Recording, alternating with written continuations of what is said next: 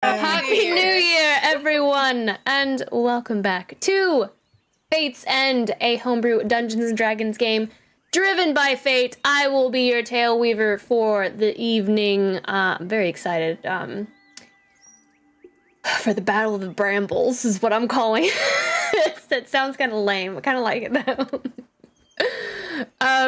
Let's get into our announcements first. We want to shout out Tabletop Audio at tabletopaudio.com for the ambiance and music that we use from time to time in our show. All of this audio is amazing and completely free to use in your own games, but please consider supporting Tim on Patreon so he can continue to make amazing sound sets. We currently support him and encourage you to do so as well. And we'll put a link to the chat in, we'll put a link to his website in the chat. We also want to shout out Joint Chiropractic. With all the stress of fighting monsters, even adventurers need adjustments to keep the magic flowing. Visit one of the Joint Chiropractic's 700 nationwide clinics where they aim to provide affordable and convenient chiropractic care to all communities. Answer the call to adventure and get your first examination, consultation, and adjustment for only $29. We also want to shout out our partner, 9 Realms Gaming. They create top-notch gaming accessories from the finest woods this realm has to offer. You can visit 9realmsgaming.com and use our exclusive partner code, LIAR10, to get 10% off your purchase. And of course, we're very excited about Mithril Armory, and we'll get to that in just a minute. But yes, we want to shout out Mithril Armory. They create unique tabletop RPG items for everyone to enjoy on their adventures. You can grab their Tin 20. My cast is going to show it off on screen for you guys. And you can also grab D&D graphic tees on their website now at mithrilarmory.com. We are having if you follow us on social media, if you don't, use Command Socials and you'll be able to follow us. But we have been teasing a very awesome giveaway. We're going to be giving away, I believe Danny has it on. Actually, I have it. I put it on here so everyone can see. Danny is also showing it off in real life, but I will show it off in virtual life. So you guys can see that now. We are giving away one of their amazing. I want to make sure I say it correctly. Hollow Gold Dragonheart dice. They are metal dice, and they are gorgeous. Now, they are doing a Kickstarter right now. They have a Kickstarter going on, and tomorrow is the last day. And correct me if I'm wrong, Danny. I believe tomorrow is the last day, but you can go and back. We'll put a link to it in chat. But we are giving away one of their sets to promote their amazing Kickstarter that we hope that you will back as well. So I'm going to open up the giveaway. Yes, tomorrow at, 8 o'clock a.m. Pacific Standard Time is when it's ending. So this is the last Central, night. 11 Eastern. Yeah. So make sure to go and grab a set. They are absolutely gorgeous. I know Daniel bought like 9 or something. They're so heavy. Like, they are definitely metal dice. They feel like they have a lot of weight to them. They are gorgeous. And you can see them there on screen too, a nice close up. I'm actually going to move it down a little bit so you can get a nice, beautiful, look at that D20, y'all. Look at that D20. That's a sexy D20. All right, so if you want to enter, use Command Loot or Command Ticket, and we will announce the winner, I believe, at the end of the stream or at the end of break. So don't forget to enter. I believe you have to be a follower to enter, and then it will give you the confirmation. The best of luck. May fate be in your future to decide whether or not you win, dear heroes in the chat. Outside of that, let me get back into my announcements here. I'm a little all over the place today. We also want to shout out Sirenscape for their ambient sounds and music and their online player that we use on stream. And of course, Stargazer's Guide to Aurora. Just a reminder, it is now available. You can get the PDF on inkandlyre.com and on DriveThruRPG. You can also grab our Astral character sheets, NPC star charts, and our Astral Game Master suite that includes Initiative Tracker, Magic Item Maker, and printable condition markers. So go check that out now, and we'll put a link to that in chat as well. outside of that, Ludin's going to be doing our recap this evening. So with that being said, the time has come. Let's draw our cards for tonight's episode of Fate's End. At what point does our desire to save the world intercede with our own self-preservation? Or even more so, the desire to save your family? You see Avriel, and he cracks a small smirk. As the door is open, he immediately looks past you at his sister and walks straight toward her and gathers her up in the biggest hug. What are we willing to allow ourselves to become in order to achieve our goals? Do you still want to, kill him? No, I don't think we have to kill Elianthus. I don't want him to die. I want him to suffer. To save the world, we must overthrow queens and kings, and maybe even take their places. We need to get the crown off of her head. And if she escapes, we all lose. But in that ascension to power, what's left after all is done? I mean, we're about to go to war, so. Well, yeah, but it'll be okay. We'll be together, right? You can paint over the scars. That doesn't mean they disappear. Are we going to get matching paintings? Are we gonna do it? Are we gonna Are do we it? going to be bad? No matter how true your aim, Natty. Ooh, natural 20! or how prepared for the future you may be. In your future, this relationship, you guys are both gonna compete against one another. What we leave behind makes us question, was it worth it at all? You write your reasons for the fight on the morrow. The reason that you go to war and the reason that you put your life on the line in the morrow. And I hand them the rocks, and I hand them a knife. And did a world as cruel as this need saving? Especially when the world is only as big as the people you interact with. You all look amongst yourselves and watch as these precious items begin to gray and crack. And it is in this moment, this quiet moment after this night of revelry, that you know that one of the 7 is dead. But more so, you know that you've lost a friend. You know, that's something I don't think Eramir even had to think about, though. Eramir lost his entire world, and still somehow found the will to fight.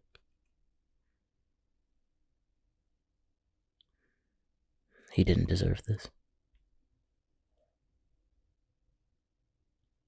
None of us deserve this.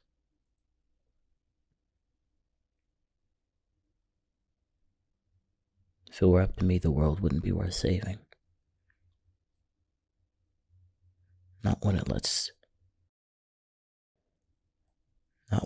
people like Eramir die for trying to save it. I'm not ready to leave him behind either.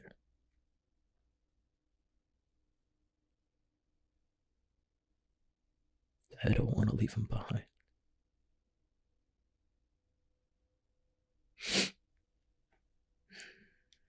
I need to get some sleep. Sorry.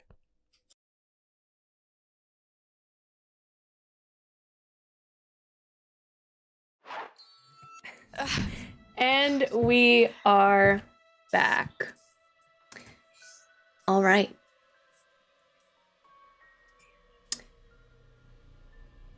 I do want to premise this session because it's very important, and you guys can stick on because this doesn't affect any spoilers or anything.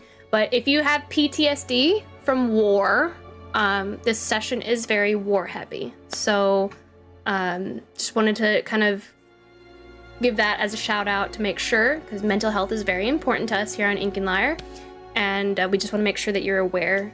If this isn't an episode for you and you do have PTSD from that kind of thing, please join us on another episode. You feel free to take time away. So just wanted to premise that. All right. We return to the early hours of the morning. The eve of rising Feywild party in full swing even now. Various Fae still dance and sing into this morning, and while you all have enjoyed your fill of fortune-telling, archery, body painting, and river monster hunting for birthdays, this morning takes you by surprise. As the magical items that Uramir crafted dissipate into ash and flutter away on the wind. Samir toasts Loathsome, smiling, and glances over at all of you, watching your faces drop and the ash rise into the sky like a funeral pyre gone cold. His smile wavers, ever so slightly. You almost suspected a trick of your eye, or the drink that's muddled your minds. You watch him get up and leave Loathsome's presence, disappearing into the crowd. The moment is yours now.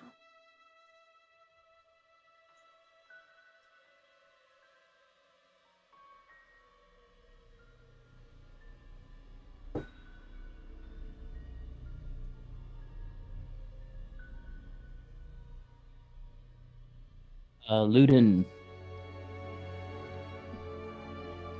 after the long night that he had, will wake up and just go ahead and grab all his arrows and things like that. And he'll head over to the armory. He doesn't move fast or anything like that, but with purpose. He's washed his face. He doesn't look sad. He looks kind of emotionless as he's walking. He doesn't really hear anything else that's going on, but at this point he's just focusing on one task at a time. And so Samir promised him that he'd be able to pick some item from the armory, whatever he wanted from last night, and he needs a new bow. So he'll go and just start walking down the aisles back and forth in the armory, just looking for something, absentmindedly grabbing one and putting it back and whatever. You wander into the armory and you actually see Samir. He's in the middle of kind of gathering some items up and tying them together in a bundle, and he looks over at you and he goes, "Wasn't expecting you in here." Well, I'm the winner. So what do you have for me? Kind of looks down and his feet kind of scrape against the floor for a moment, and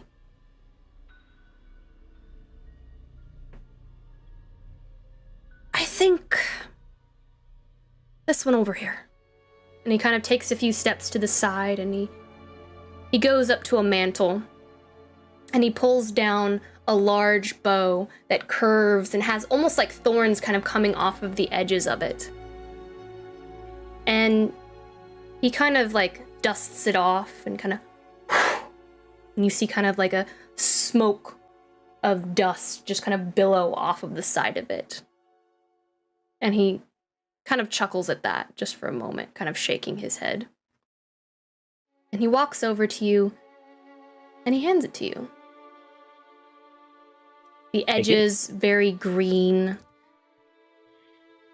The center kind of like coming together in a almost like crimson color. Like thorns and brambles. And even though it's not a plant in the ground, it smells fresh. As if something sustains it all on its own. Very quietly, just watches. Ludin will take it and pull the string a couple of times. It doesn't let go because dry firing is bad for the bow. And he'll be like, "Yeah, do you have a short sword as well? I lost my other bow." Speaking of which, Samir,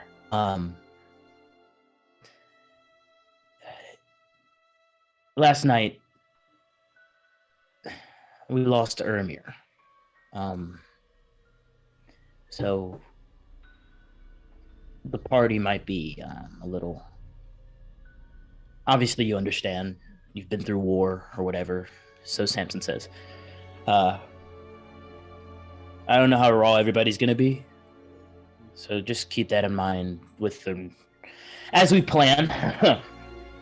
I'll try and be there. I know we have stuff to do, but I feel like you should know that. He just listens very quietly, and as he listens to you speak, he begins to take the cloth wrapping up the bundle that he's put together. And you do see a couple, you see like a staff kind of poking out and a couple other items. And he picks it up under one arm and he just kind of like puts his hand on your shoulder. And he looks at you and he goes, "I know, Ludin. I know." And he walks past you with the most serious look on his face you've ever seen. Samir is always very, jovial. He smirking and doesn't seem to take much serious. And he pats you on the shoulder as he says that. And he just walks past you. Okay, then Ludin will just go through and pick out another short sword, put it in his on his pack, and then he'll go. I think he'll just follow Samir wherever he's about to go next, and tag along. And if he sees any other members of the party, he'll just head out and say hello or something. You follow Samir, and he actually goes and rejoins the rest of the group. You're all just kind of sitting quietly with one another. And you all watch him part through the crowd, and you see that he's carrying this bundle of items. And he comes over and he places it on a large stump that could double as a dining room table. And he brushes his hands through his silken hair and sits down next to the bundle. And he leans forward, just kind of looking at you all. "Had some old things lying around. Thought it'd be a shame for them to gather dust, and he looks over at you, Ludin. And Ludin did emphasize quite harshly how susceptible he is to death, so couldn't find a nice jelly cube to keep him in protected. Nice and safe like. Maybe these will be better." And he kind of chuckles a little bit and pats the bundle next to him, and he will just get up and leave without another word unless anything else is said otherwise. Thank you very much, Smir. That is very kind. He nods quietly to you and walks back over to Loathsome and takes his glass of wine and continues to drink. And the bundle is left on the stump. Ludin will unbundle it and just lay it more on the ground, and like lay each item out and take a step back. I'll be like, "Well, I got mine," and point to his new bow. And just cross his arms. She's gonna take it just a little gander around the circle because she knows she's more comfortable with death than most of the people here. How are people doing? Do people seem ready to start talking about items and moving on, or is this something we need to do slow? Just where is everybody at from how she knows them? How's Prayaria looking? She's just been quiet, kind of staring off into the middle distance for a while. All right. Finn? I think Finn is going to turn his attention mostly to the catfish and just start trying to cook it and like trying to funnel his attention there. Finn is cooking a catfish? He's trying to. This is the hairy one that It's we the caught. hairy fish that you caught. It's the Ah, so hairy our one. vegetarian is cooking a fish. Well, he's trying. He doesn't really know what he's doing. But he's also trying not to think about what just occurred. Are Samson or Akron talking at all, or are they similarly just very quiet, staring into space vibes? Or helping with the fish, maybe. Akron can tell that like something went down. And just based on like, how everybody reacted last night and stuff, you guys have brought up Ermir before, even though he doesn't know him. So I think Akron's probably just like giving you guys some space and letting his friends grieve. He might be helping Finn with the catfish. Just pointing stuff out like you should probably flip it now. Oh, yeah. Akron's backseat grilling over here. With him. I feel like He's Samson giving inspiration as I do. Yeah. I feel like Samson's probably hanging out with Akron a lot because I feel like Samson kind of said goodbye to Ermir already on the boat. Like in a way, like Samson always kind of expected this, so I think he expected this from Ermir, and I think he knew what the cost was, and I feel like he was more prepared and knew it was coming than the others, and I think he's probably hanging out with Akron, and I like to imagine they're probably the closest people to preparing for the task at hand. Like Samson is one to move on quickly and know that later on this afternoon they'll be risking their lives, so he's probably refocusing. All right. Esperis then is going to, seeing that people are kind of pairing off and keeping themselves busy, she's going to pause momentarily by Prayaria. Not interrupt her anyway, just lean down, give her a kiss on top of the head and a little squeeze on the shoulder, and go forward to Ludin and engage with him, because she knows Ludin pretty well. She knows that Ludin is keeping himself busy and doing things because that's the best way to keep his head on. So she's going to engage with that, and she's going to look through the items with him, ask questions, and then talk about what they're going to do. Oh yeah, so he just starts pulling them out. He'll just, like I said, lay them all out. Let anybody else decide if they want anything. And if people are just cooking catfish and Prey's just staring off in the middle distance, I don't think Ludin's going to sit there and stay there at all. I think he might say hello to Esperis, but unless anyone has anything to say, Ludin has his idea of what's going on next. He needs to go practice with a new bow, and quite frankly, he really just doesn't want to talk to anyone at all.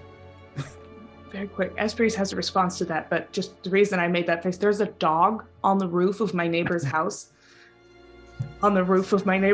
That's okay, sorry. But He's Esperis, having a good time up there, or like? yeah, he looks happy. He's just on the It's roof. Okay. The corgi Like on the on roof. purpose? Corky on the roof?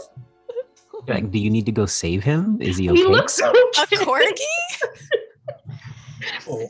Anyway, Esperis is going to, she sees the little ring there. There's a ring among that pile that looks nice, and she's going to pick it up and tuck it away into her pocket somewhere. And I came into, she'll pull out the dagger that was given to her by the guard at Helianthus to say, I don't know how to use this. Could you, train together? Yeah, come on. And he'll just start walking. All right. She will shut up and follow him. Yeah. So yeah, I guess for most of which day is this? Is this day 1 or 2 that they're spreading the rumors? Well, it's currently 1 Or is it o'clock. the day? It's currently 1 o'clock in the morning. Oh, That's barely the first day.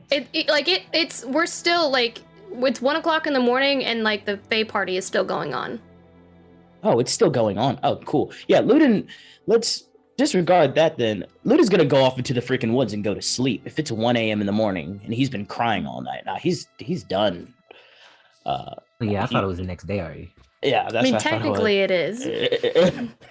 All right, yeah, cool. He'll just go find a tree, climb up the tree, and sleep in a branch for the whole night. That's how Ludin's for the rest of the night.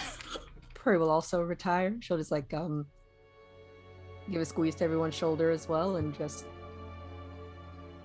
give a little nod and head out back toward the estate.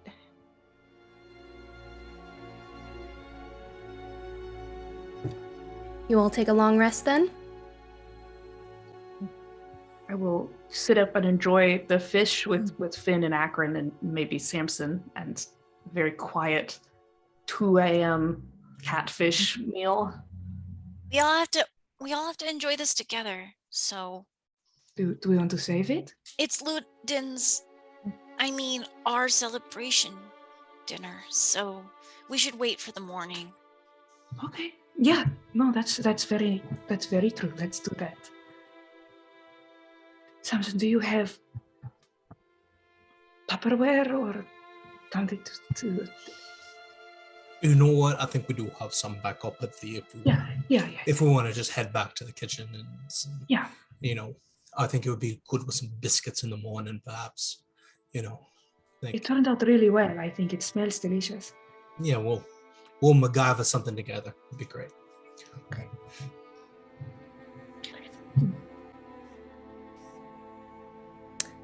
Finn will just trail after everybody else as they're walking towards the manor. You all take a long rest. Yes. You all take your final long rest. Ever. I don't like that. This is it. The day. Yes, now I do. The day. Asperis. Go ahead. Oh, sorry. No, go ahead. Asperis is going to wake up very early. I was going to say before dawn, but we are in the land of perpetual sunset, so it always looks the same, right? Mm-hmm. And she's going to go back out to that river, and she's going to rid herself of her vestments and do some good old-fashioned Rumblasian prayer in the water. She's not looking to hear from any god or anything like that, but her job at the temple, her position used to be as a crown weaver, but also in helping people let go of the departed. This is supposed to be something that she's good at, and she's just going to spend a moment in contemplation and prayer in a very cold river before dawn, meditating and trying to figure out the best way to be there for the people who are still here. And she will get out, prestidigitate herself, put her vestments of Levi back on that she can't hide anymore, and probably crawl back into bed with Finn, do that whole thing like the 1950s housewives. So it's I've been asleep the whole time. Try to wake up with him. And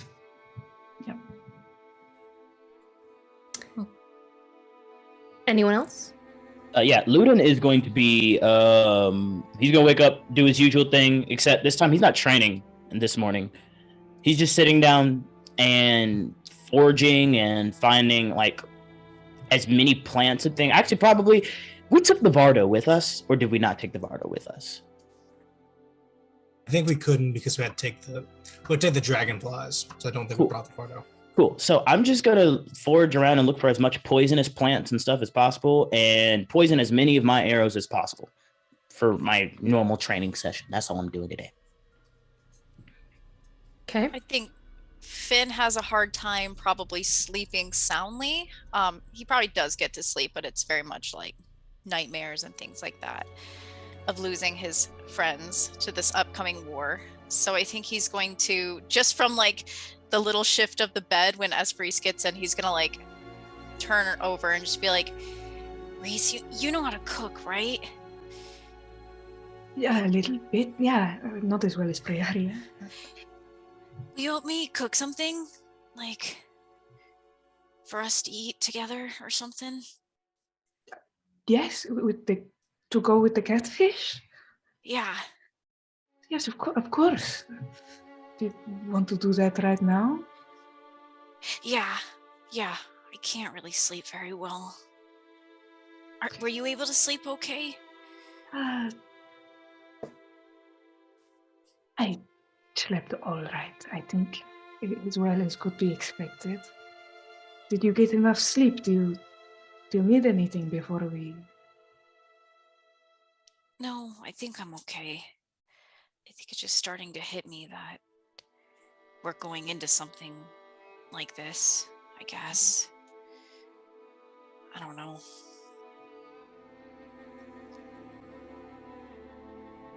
I understand.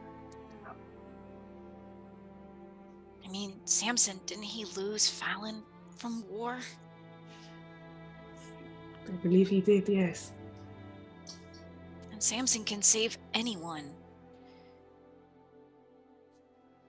The choices that we are all making by being here, by doing the things that we are doing, mean that we are in danger. But I know each and every one of us will do whatever we have to do to keep each other safe. Just afraid, I guess, that it won't be enough. But I probably shouldn't think like that. No one can promise that it will be.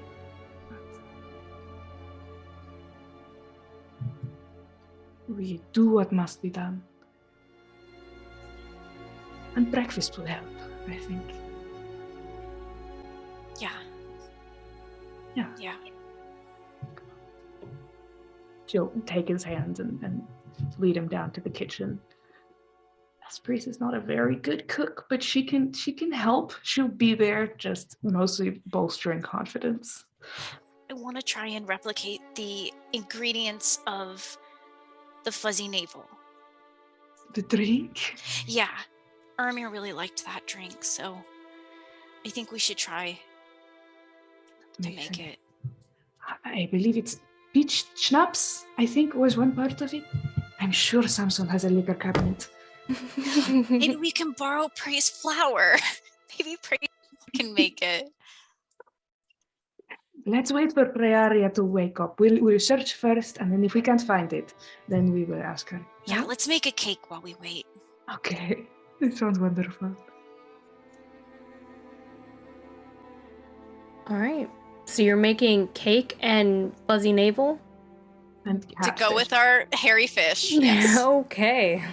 Cool. Rose, hold on just a sec. Give me a proficiency check, Esperis, since you were proficient in cooking utensils. I'm not good at it. Is it just straight plus proficiency? Does she get like an advantage since I'm helping? I'm holding the bowl and stirring when she tells me She to. gives you advantage because you don't have proficiency. Oh, I'm okay. Is it a straight? What's the modifier? Is it Constitution? Because then I can roll it. Because I'm good at that. It's just your proficiency modifier, I believe. Okay. So it'd be the same. Do you want to roll it, Finn, then, with advantage? Because we have the same proficiency, and you're leading the cooking. Okay. So it's just D20 plus proficiency. Okay. I can do that. All right. Oh okay. My God. Okay. All right. I want to specify something. Finn, are you casting a spell right now? When you're making, are you making a feast or are you just cooking like normal? Because if you're making a feast, it's gonna taste good no matter what. I want to make a feast, but I also want to flavor it to where I don't know anything so about it's really cooking. okay. You know what? It's full of love and tears, so it'll be very salty, which may cover the taste that you're about to experience. Okay. Yeah. So It's like a Are you making a hero's feast? yes. Okay. Why? I don't know why we're rolling. Now it's flavored to be shitty. I didn't know that was what you were doing. I wanted to make. I don't know. Well, what does your feast look like, Philai? What do you make? What does it taste like? I feel like it probably tastes a little burnt and a little bit like there's a lot of effort that goes into it. So like, you know, the cakes that have a lot of sugary icing on them to like cover the taste of the actual cake. It's like overcompensation. So there's a cake that's like very, I guess we would be digging for ingredients that are in Samson's, maybe like leftovers from the party. House. Yeah. There's some really musty flour from like several centuries ago. And we probably take some berries from like the alcohol they were like putting. It's like a box of raisins that have been in the back of the cabinet for We make like a rum 500 raisin years. because there's a lot of rum and a lot of raisins. Yeah, yeah. You find a half-eaten bag of Werther Originals, break those open. It's great. Mm-hmm. We put them on top in like a smiley face, I guess. And then I'll have Esperise cut up the catfish because I don't want to. It's too sad. That was my friend once upon a time. So Reese cuts up the catfish that we roasted last night. And I guess we make some crusty, like burnt bread. And then we're going to wait for Prey for the drink. Yeah, Reese arranges it like the little croquettes, like those little pieces of sourdough. It's like a little crunchy and overcooked and stale, but it looks fancy because it's got like a little piece of fish on top of it, another thing, and then like some cheese that she just took from outside from the party and put it on top. Yeah, it like looks fancier. We picked out a leaf off the flower and like put it on top to make it off of a tree outside. Yeah. Oh my god.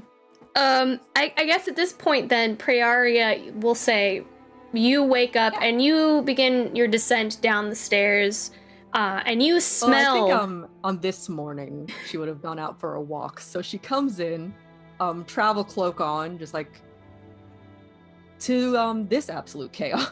It is the saddest little table, but you can tell there is a cacophony of smells of fish and salt and sugar and caramel, like butterscotch, and it is a very unique conglomeration of smells as you kind of walk through this door and you see Esperise and Finlay kind of like setting the table.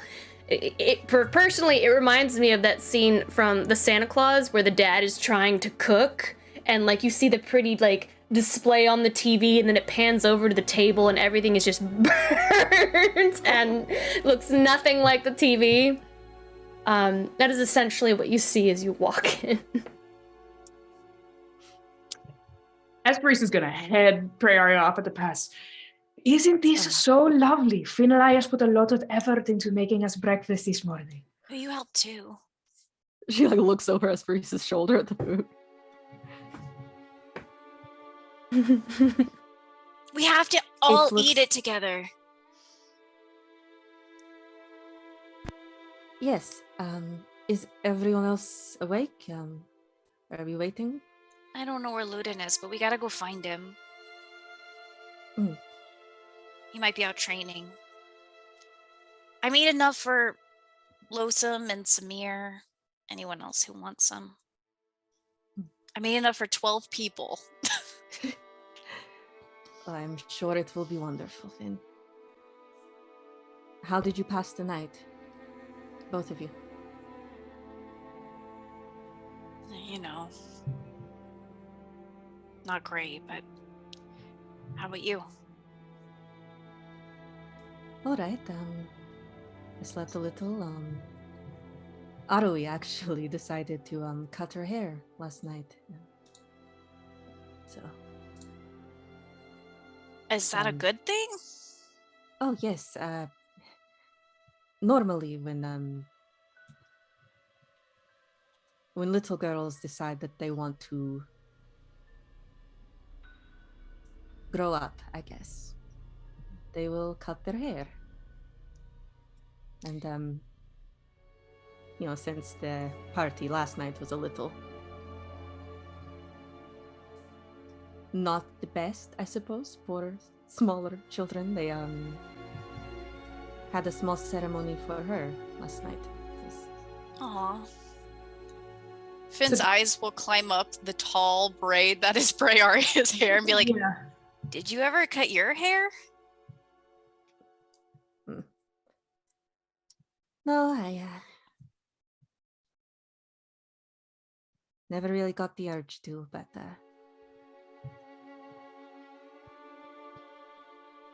so that's kind of good things. Good things also happen. It's good to remember. Yeah. Yeah, Like your breakfast. very much so. We were going to make fuzzy navels for breakfast. We couldn't find peach schnapps in the liquor cabinet, so we were wondering, I'm sure it is an excellent use of your prowess with your flour to help us make mixed drinks. Oh, I'm sure I could try. It was Ermir's favorite drink, so maybe, we could all drink it together. A toast, maybe. If Yeah. there's anything people would like to, That would be nice. Why don't I go find Ludan and you two can make that together? Okay. Prey will just get the flour and just stare at it like she's having a conversation with it in her mind. Like, how do I make you make alcohol?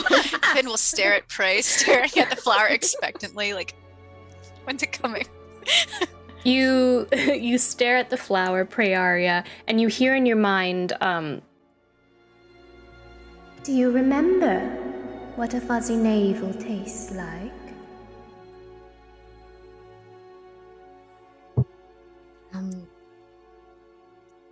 She's gonna squinch her face and remember as hard as she can what it tasted like. Do you remember moons ago. what it looks like? It was orange? No, pink? She also tries to recall what color it was. She knows it was a pretty kind of sunset-y color, but she didn't. If you remember, we will make it so.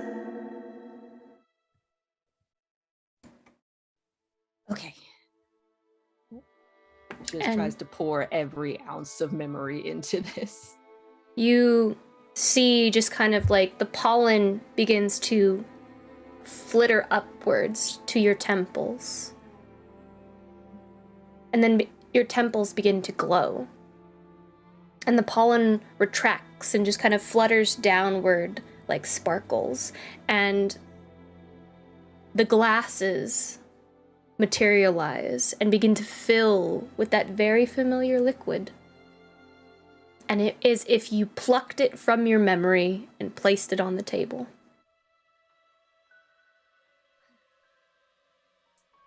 Well, what do you think?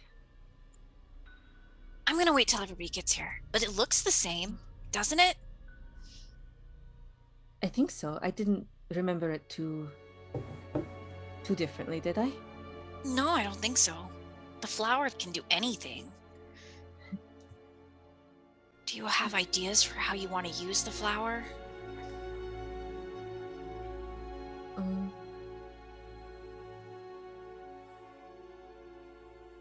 Nothing. I suppose it's hard to think past today. Yeah, it'll come to you probably, like queenly instinct or something.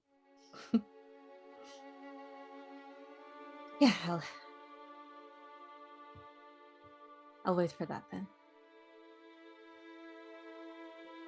Shall we go get Samson or? Yeah, let's get Samson. Okay. Yo, I'm gonna come stumbling down into the kitchen area. He's got him himself. Yeah. Dum-dum-cum-cum. I'll just come make my way on down. You can see that we've already opened the liquor cabinet, so shot to get the day started. You can't drink that yet What? Why not? because we have to drink together.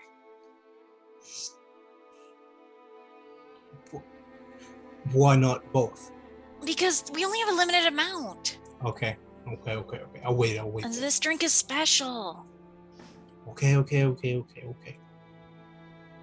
How did you pass the night, Samson?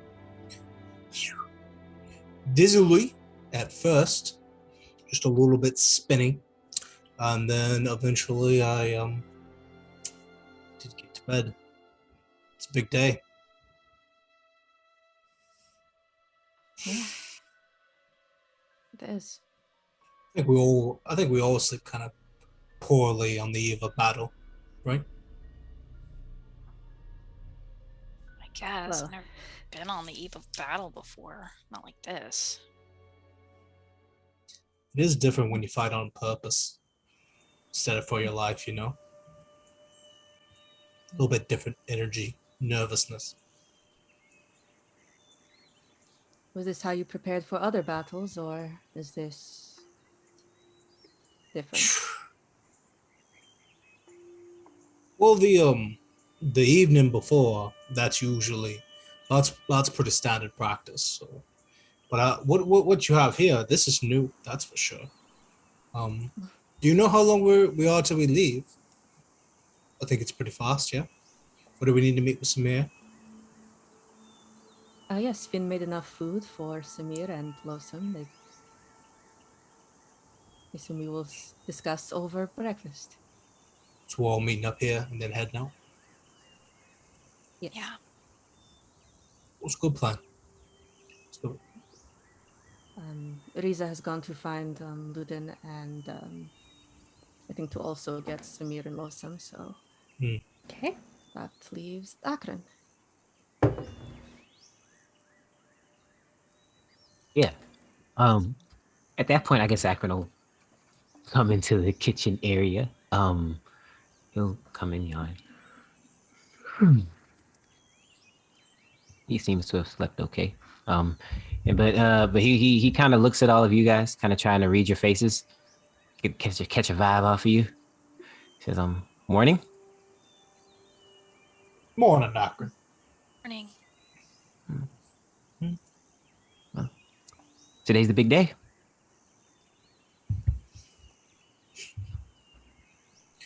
I'm starting to get the sense that we're not ready for the big day. I don't think any of us want the big day to be here, but I think you're right, Akron. Are any of us really ever ready for when our time comes? I'm not sure I like that you said it that way. Sorry. Yeah, It's not how I Akron. meant it at all. Yeah, Akron. I wish it could just be done and over with. Yeah, well, I'm sure we will do our best to fight quickly. Oh, Avriel, is he still here? Should we invite him to breakfast? Yeah. I No, think he's. I don't think he's not here. He's I went, The other- yeah, he it's a would be in Lord's the army. face. I went, no. He's not here. No, I think he's already gone. And She goes, no. You guys saw him fly off. I forgot that part. I thought he was here too. So you're not the only one. So, Okay. but I think he's gone. Okay. Um, So, Esperise is going to go off and fetch Luton. She's going to use the ring. She's had it overnight, so I think it's fair to say that she's attuned to it now. Would you call that fair? Everyone is Um, attuned to those items. Yeah. That we're given. Esperise has it looks like a curling piece of wood with a little knot that looks like an eye around a middle finger of a left hand, quick for middle finger purposes. And she kind of wraps it against a tree trunk that's at the edge of this grove. A knot eye appears on it. But it slides along the roots, heading up into the branches. The little eye moves around, and she spies around through the trees, through that knot in the wood, until she finds Luton there, he's still up asleep in the tree? It's pretty early in the morning. I got up at like 4. No, Luden's definitely been up. Like long rest up is what it was for him. At this point, yeah, like I said, he was just searching around, looking to poison some arrows. Tear here and there, but So that happens. is 1 o'clock in the morning in order to take a long rest. 9 a.m. is when I got up. Oh, you'll, with your passive perception, you will definitely either, I don't know if you would hear, but you would see like the little eye come up and like look at you and then disappear. And then Esperise would come up a minute or two later. I don't know. I think you might be able to assume that this freaky stuff is probably your friends, but would I? So first you just see an eye look at you, dissolve back into the tree. Okay, so Luden will get up, take his arrows, get his bow, and start jogging back to the estate, because obviously we've been found. Esperise is going to be like standing in the middle of the path. Hello, Luden. Good morning. We have to go, like right now. Like this is why? Because there's come on. I'll tell you whenever we get back. There's a lot of things, like they're already here. I don't know how they got around me. Okay. Really, why do you think they're jogging? Why do you think they're here? There was a giant eye that just popped out of a tree and started looking. Me. I'm so sorry. She slows down and goes like, "Oh." I don't have very much in the way of wilderness survival skills, so I was just looking for you from the I got the ring last night. We're having breakfast. How are you? He'll calm back down and just start walking towards the estate, not saying much and just shaking his head. Sorry, I'm sorry. And then he'll stop and go like, yeah, it's not just that, it's just, everything. It's not of course. I don't feel as much as I thought I would have felt, if that makes sense. I don't like that. Esperise, I feel like everybody that I know is dying, or everybody that's close to me is dying. Kind of afraid you all are going to die too. Otherwise, just want to hit something. So, ready for today, whatever happens. Does it make a difference that Uramir walked towards his fate instead of it catching him by surprise? I don't think it's a fate that he needed to walk towards. I think he was placed in front of it and he accepted it. If that makes sense. It does. Yeah. Yeah. I can tell you, I am here because I want to be here, and if anything happens to me, I am walking straight towards it.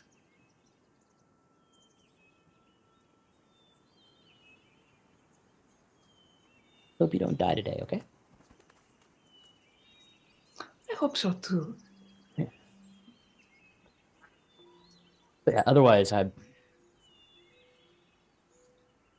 know where I'm going to put the anger. How are you, though? I don't know if we'll get another chance to talk like this before everything gets bad. How are you? I'm all right. I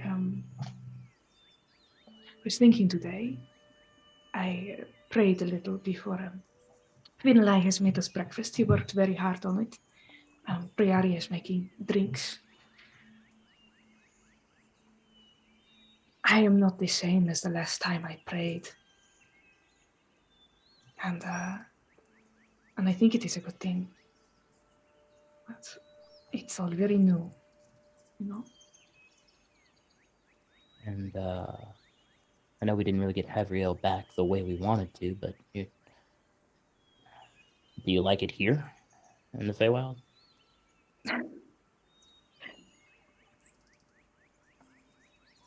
Do you like it?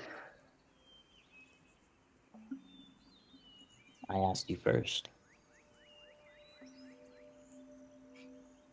I don't hate it the way that I thought I would. But it doesn't feel like home either. But neither did Dawn's Rise, you know? Where's home?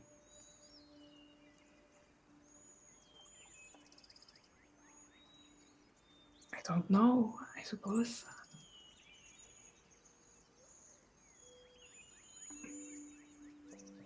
I feel the least like I am lying, I think, when I am with you all.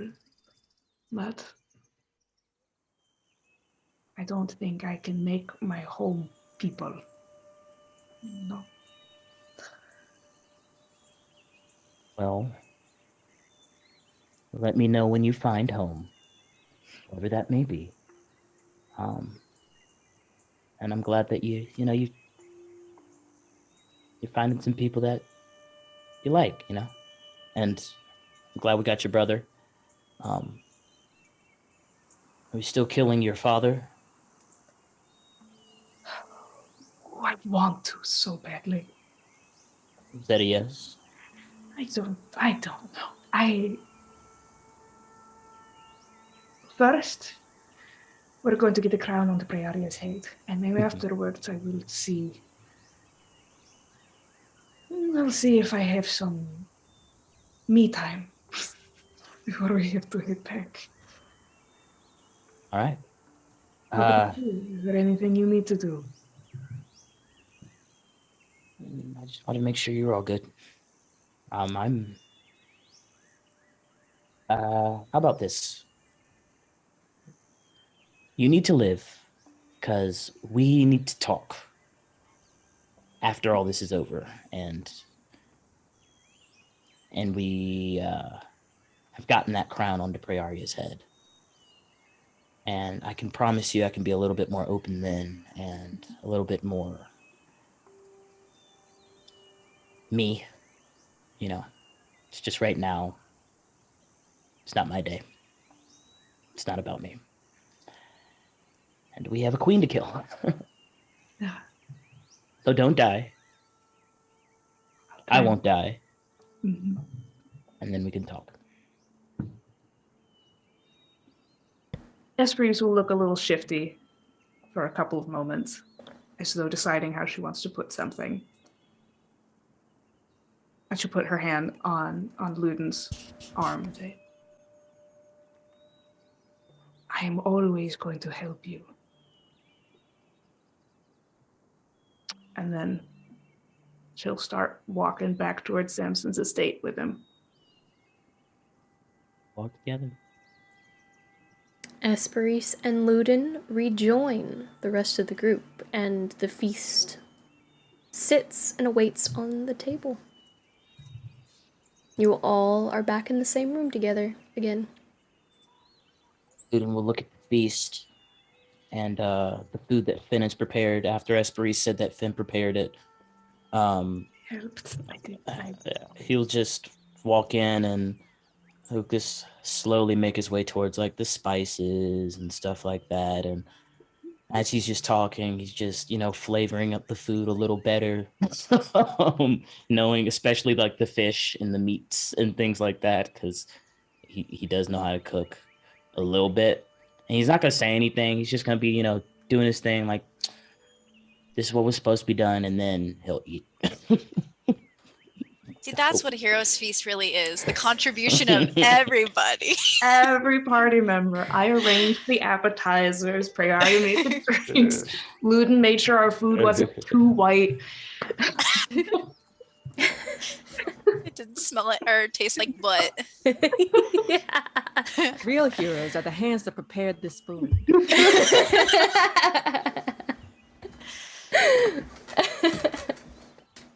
I guess we probably hit Samira up and Losum as you were going to go get the food too. Be like, yo, Let's go talk real quick. Samir and Losum do join you at the table, and they begin to eat as well. Do we want to have a toast? Does anyone have anything they want to say? This was Oramir's favorite drink, Finlay, right?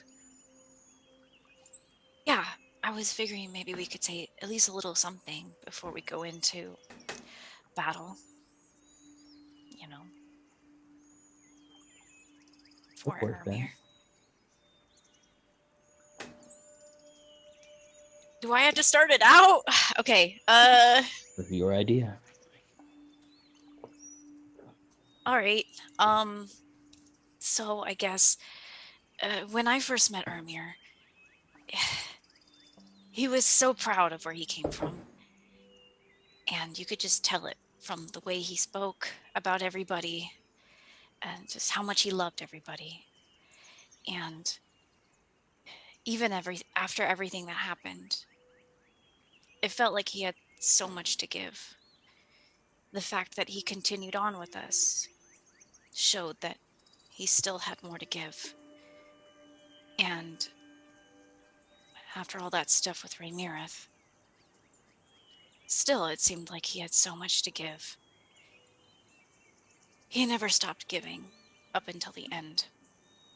And he was like the sweetest person ever. He gave us all so many gifts and just gave us a reason, I guess, to keep doing what we're doing, why we're here now.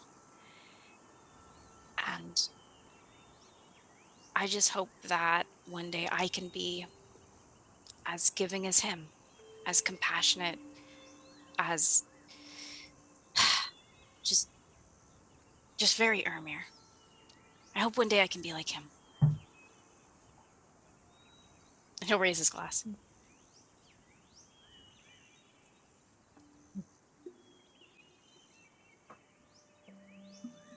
Suppose You're here. I will.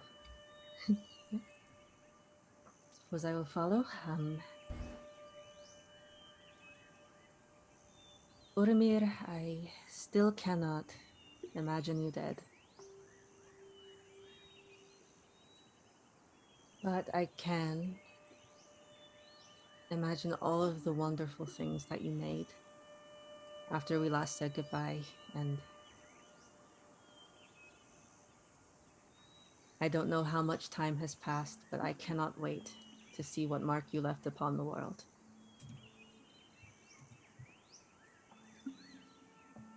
Here.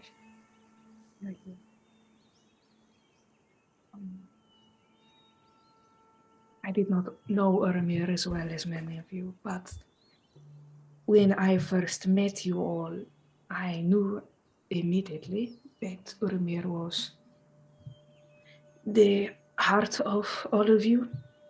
You all loved him very dearly already, and he had a very strong, compassionate soul that I knew that you all looked to. And as I get to know him better, as you have already said, he was so full of life and joy and creativity and compassion, I think. And I am so excited when we return that we will be able to see the life that he got to lead once we were gone. What he and his father built together, what they wrote, what he might have shared with others, what kind of inventions we might come back to. I'm sure that the fart will be all tricked out now, hydraulic systems. Maybe Amber will be there living in the tower. And I cannot wait to see what he has done.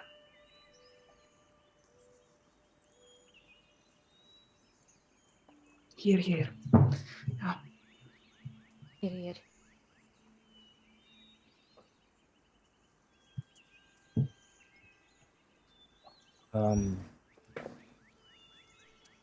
Yeah, I guess I'll go next.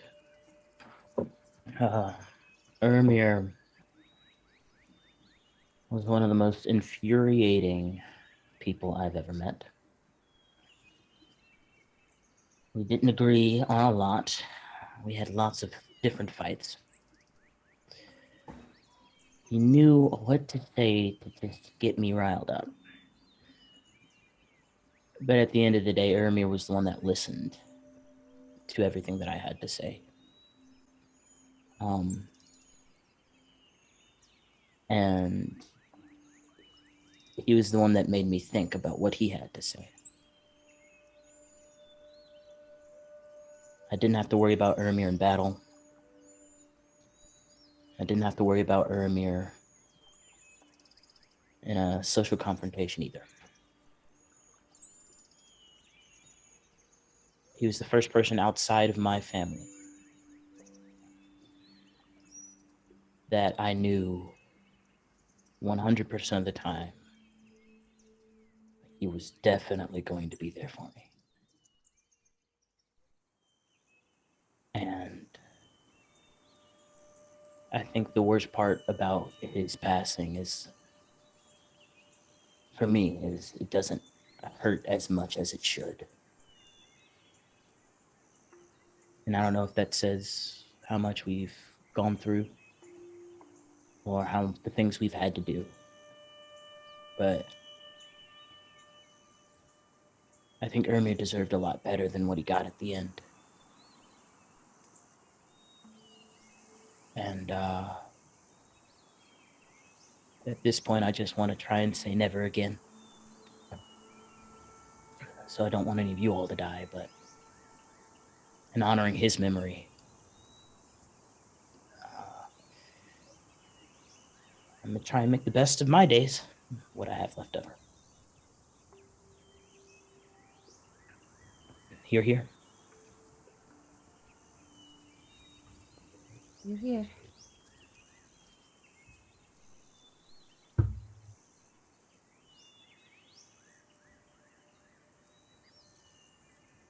It's hard to be too upset for a life well lived.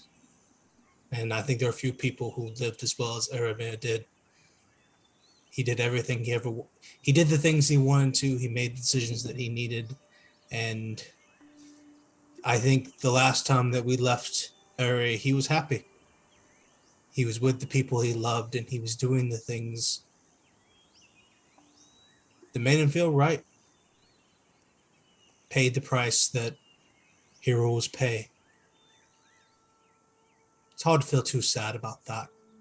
I think we should all strive to be like Eri if we can.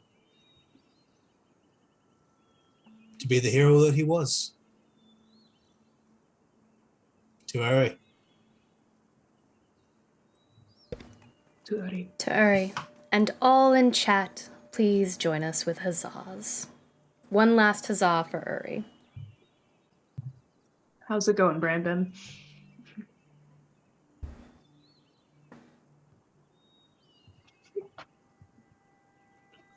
So, come here, listen. What are we getting ourselves into today? Samir kind of sits up as he kind of like dips his bread into drink in order to soften it up a little bit. And he looks at you all. We continue to have the element of surprise on our hands. I have informed him, Avriel, that we'll be leaving within the next 30 minutes or so. Our time is now. Losum and I will begin the assault. Then we await Avriel's signal. While we pressure the east side of Elric's forces, Avriel will break the western wall from the inside. And that is when you all, silent, will move in. He told us the signal was Esperise. Not really sure what that means. But I'm guessing that you all know what it means. And he kind of looks at you, Esperise. I was gonna say, does he not know my name?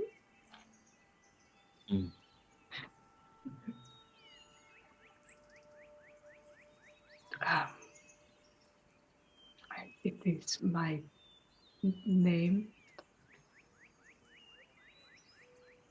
Did he instruct you to do something before he left? I don't think so, did he? Okay, didn't. thank God. I was like, oh no. No. No, he did not. I think he's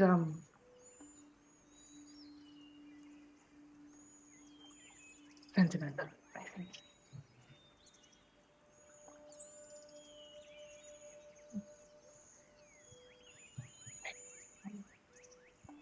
We will figure that out. Everybody. Go ahead, Mary, sorry. Oh, I was just saying we will figure that out. Yes. I suppose so. Can I do an insight check or something? It's just it's our signal to go in is my name. I'm sure you both know each other so well that you'll just know what it is when it comes to it. Sure. Worst comes to worst, we can also be very, very loud.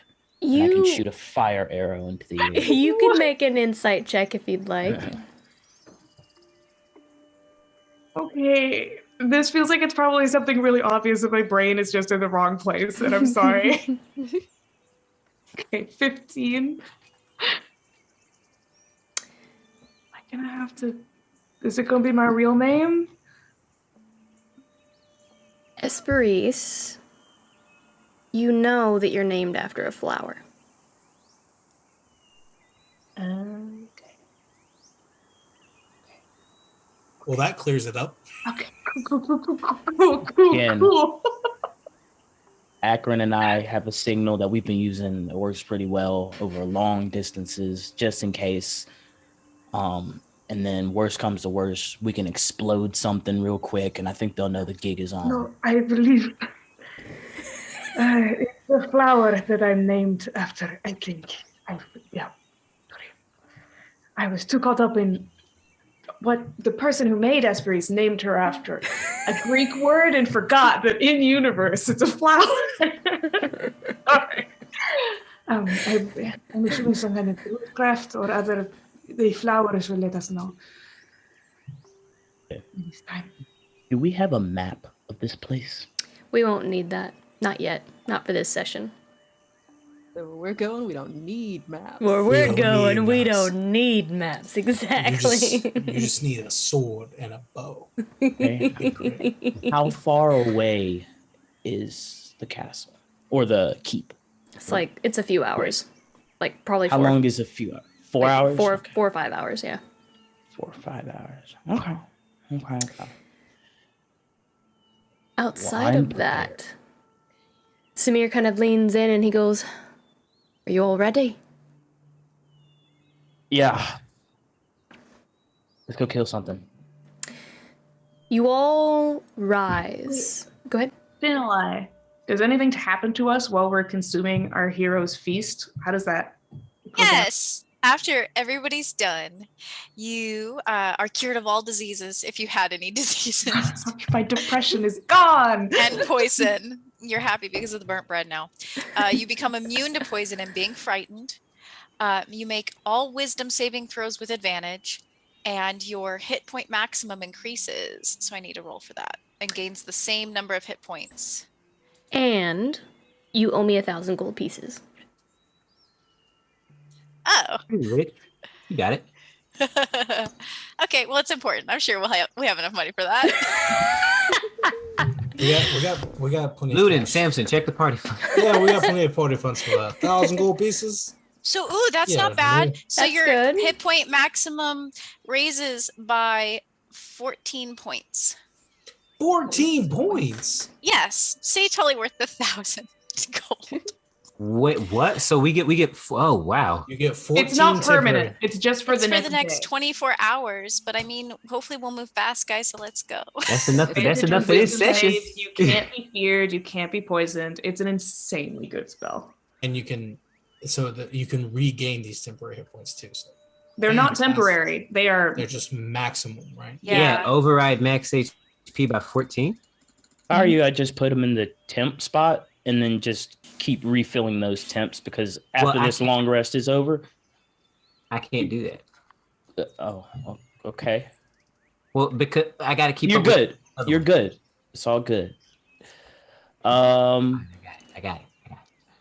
All right. No fear, no How poison. many- Wisdom saves with advantage and 14. Yeah, cannot be poisoned, cannot be frightened. Wisdom saving throws with advantage and the hit point maximum. Okay, cool. Making sure. Thank you. All right.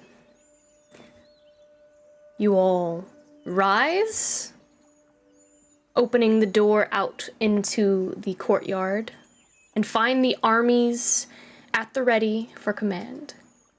Lothsom moves to the head of the ground units, and Samir at the head of the aerial units.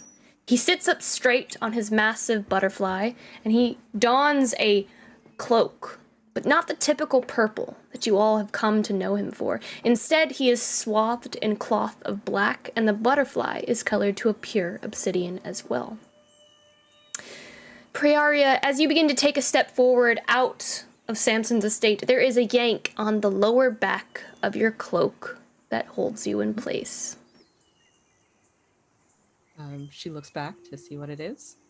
You turn to find a glassy, red-eyed Gwyn staring up at you with the biggest eyes that you have ever seen. She has a fistful of your cloak, and her brows arch up high, sending little wrinkles to her forehead, and her lips arc down in a resentful pout. You stay with Gwyn. You no leave again, Ria. Scary lady say she kill us. Take our blood and feed to wretch. Ria lost one eye. If lose other, Ria won't see Gwyn and won't find us and get lost. Well, I didn't lose the eye. I'm sharing it with a friend, and I can still see fine. And I would love to stay with you. But I made a promise a long time ago that I have to keep, and that means that I have to be away from you just a little longer, okay? But what if you do not come back, Ria? Well, nothing on this world or the next one could keep me away from you, but Gwyn lost the seeds, so if you get lost, I will not be able to speak with you again. well, it's a good thing. And she'll reach into one of her pockets and pull out the little bag of Gwyn's seeds and give it back to her. It's a You good thing found that them. I remember your hiding spots. Oh, She grabs them up and holds them close to her chest, and she just kind of like, she smiles, but her brow is still like kind of wrinkled at the top. Her forehead is. There. So you can still find me if you need to. Gwyn will call if Gwyn does not hear from Ria by tomorrow. Okay. Tomorrow. And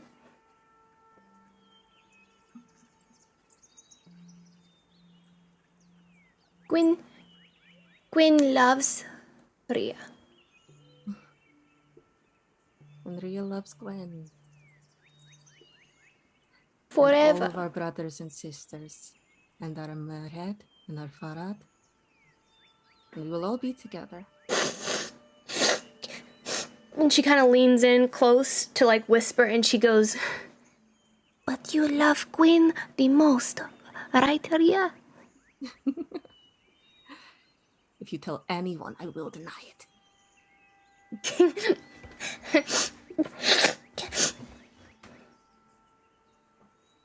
and she just kind of takes a couple step back, and she goes,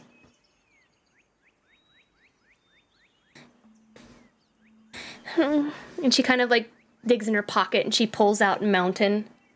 Now, when did you get there? Gwyn is sorry. Gwyn took Mountain. Are you alright, Mountain? Mountain's just sitting there with his feet just kind of like doing this, and he just kind of looks back at Gwyn, and he's just kind of like, He just kind of claps his hands together and he's fine. He's just kind of sitting there, and then he holds his arms out for you to pick him up. Are you sure? It's a very big day today. He kind of puffs out his chest, puts his arms at his sides, kind of like very heroically, and kind of straightens the moss on top of his head with the mushroom, as if and then he just kind of puffs his chest out, looking at you yes, I'm ready. Okay. And she'll just let him climb up in her hair or something.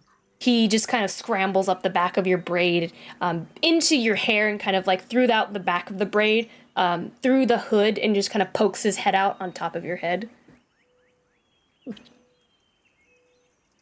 Thank you for returning him. And I'll see you soon, all right? Do you promise, Rhea? You never break promise. I promise. When all this is over, I'm coming back to you.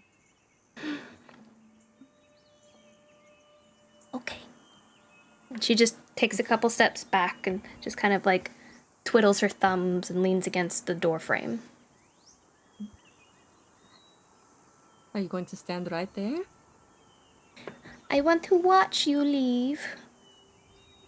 I don't want to go inside. And I cannot leave the house because of my eyes. So I will stand at the door.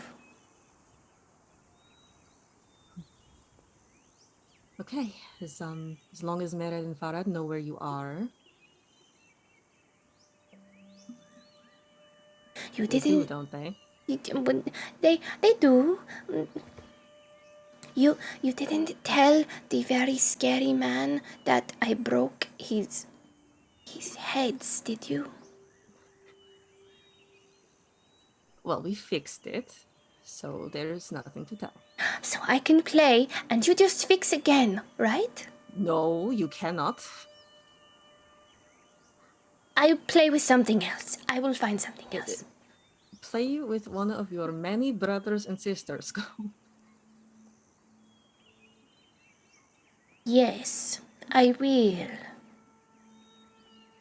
Does that even require an insight? No, it doesn't. No, it doesn't. Freydis decides she will deal with that later. All right. You all walk out. Samir kind of nods to you all. Are you all ready? Like you said, it's going to take about 30 minutes to get there. No, it's going to take us 30 minutes till we leave. It's going to take 5 hours to get there. 5 hours? 5 hours. Cool. Then I'm good for now. We can. Yeah. Are we going by Dragonfly? Is that the idea? Mm-hmm. Yep. Ludin walks over to Bzzzt, gives him a fist bump. At this point, we're bros. He knows what this means. He bumps his head. He doesn't have a fist, so he just kind of bumps his head against your fist. He knows what it's about, and Ludin just says, "Look, after all this is over, I'm gonna spend a day's worth of spell slots on good berries, man. We got this." Yeah. And he's ready to go. All right. Before Esperise heads onto her dragonfly, she's going to do a little float just with her own wings and just get a good view of all the soldiers who are stationed and getting ready to go and hiking up, and seeing them having conversations with one another or getting their backpacks to fit or arguing with their dragonfly mount, and try to do her best to see every single one and know their face and know that they are a person and not just try to remember that they're all people. She'll just take a moment looking out of them as individuals, and then you see a sea of fey creatures that just span outward past the estate in miles. There are satyrs and fauns and centaurs and redcaps and pixies and just fae folk of all kind. You see archfae. Samir, of course. And it is just a sea of fae folk.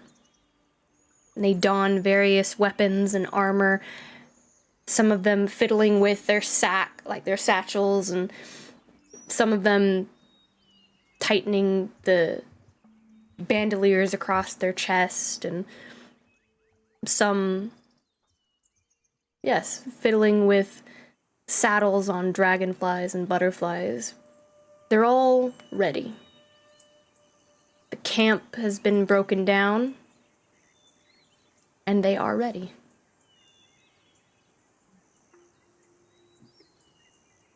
All right. She'll take that all in. She'll think about,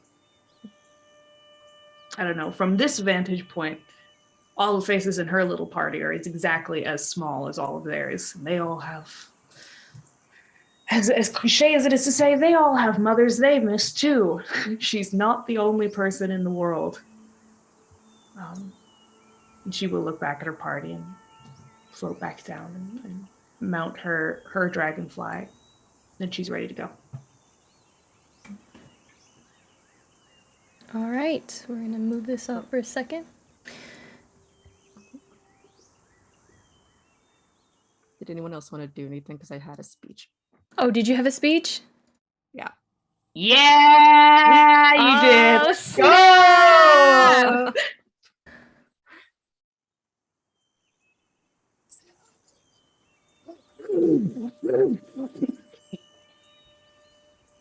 The floor is yours, Freya. Cool. So she will just watch as her friends and everyone else mounts up to head out.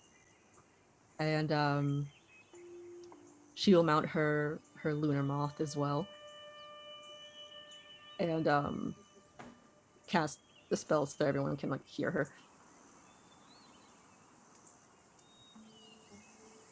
And she faces this enormous sea of people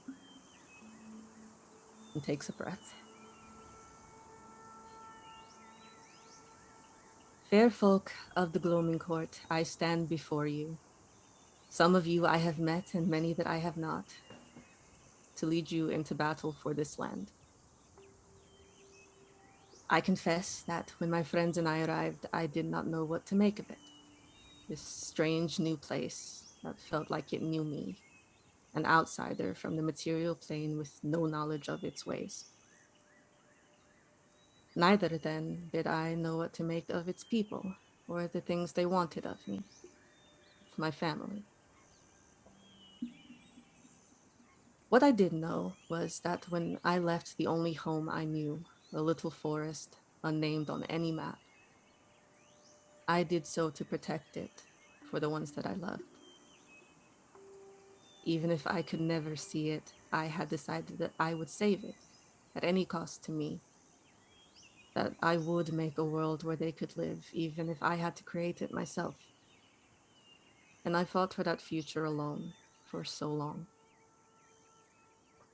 And she will pick out the faces of her party members in the crowd, landing on Finn. But then my stars changed. And I crossed paths with people that I would lay down my life for, and who would do the same for me. And my tiny world of loved ones grew. Together we've seen places I could never dream of, met people I could not imagine, and faced evils beyond comprehension. And every step has brought me here to you. You, the incomparably brave, devoted, and brilliant holders of that future. Every day I spend with you, I become more certain of that. I see in each and every one of you the same desire for somewhere that is ours, the hope of a home. And with every new set of eyes I meet, I find another reason for my world to grow, and for me to grow around it. My people of the Gloaming Court, I stand before you, Prearia Rithanawe, and I will earn my title as your queen today as I fight proudly alongside you. I will see you safe. I will bring you home.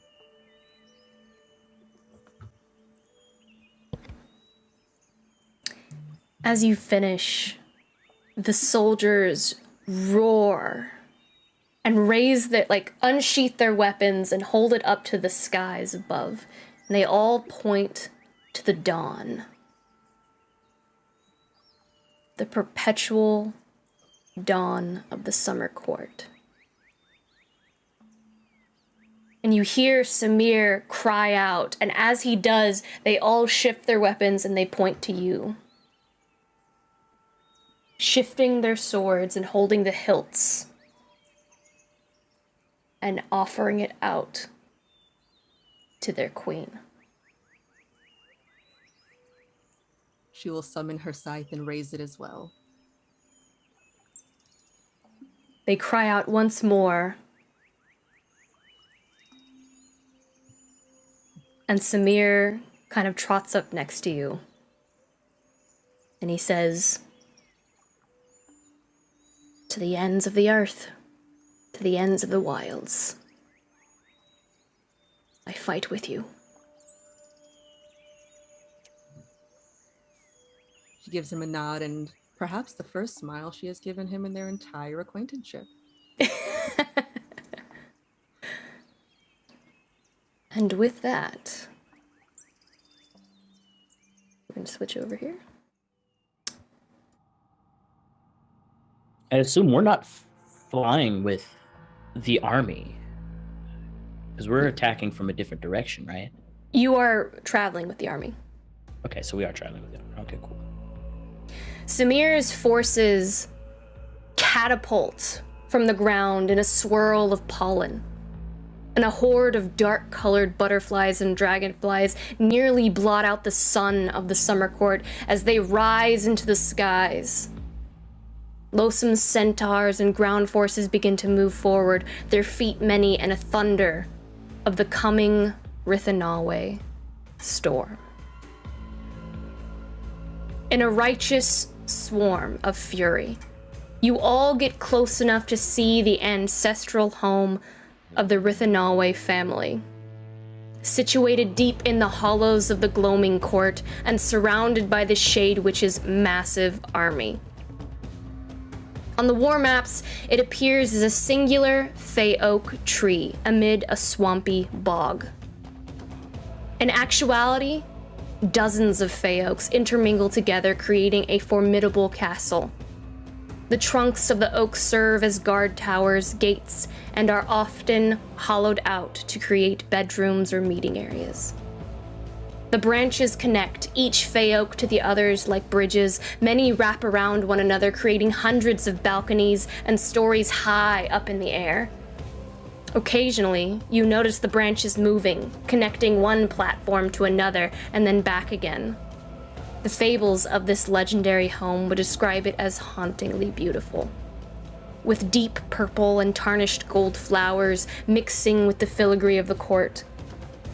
But now, fires burn in large pits on every level.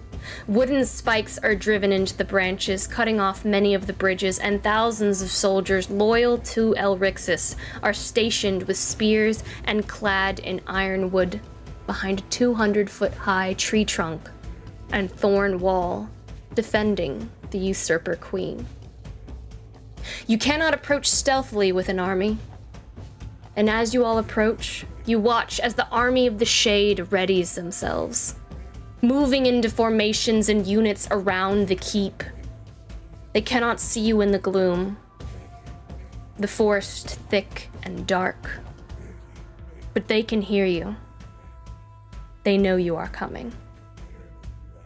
This is the thunder before the strike, the clicking of metal as soldiers wait anxiously. The flit of wings, a low hum murmurs in the thousands. Sharp intake of breath, the squelch of vegetation, shifting weight upon the mud, the scent of moss, of rot, damp and cold. Losum raises his fingers, a signal of readiness.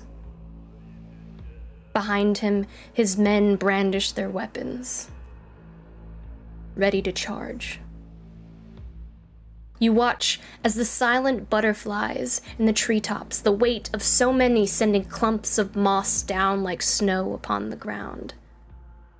And Samir raises his fingers as well.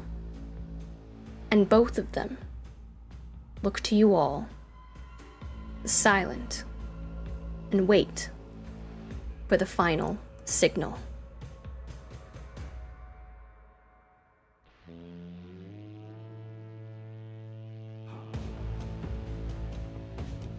You're muted, Deanna. Sorry, I would have explained to Prearia and shown her some pictures from a book and things earlier. I had mentioned earlier that Esperis is a flower, and Prearia is the one who regrows the flowers. She will make the area, I guess, bloom with Esperis.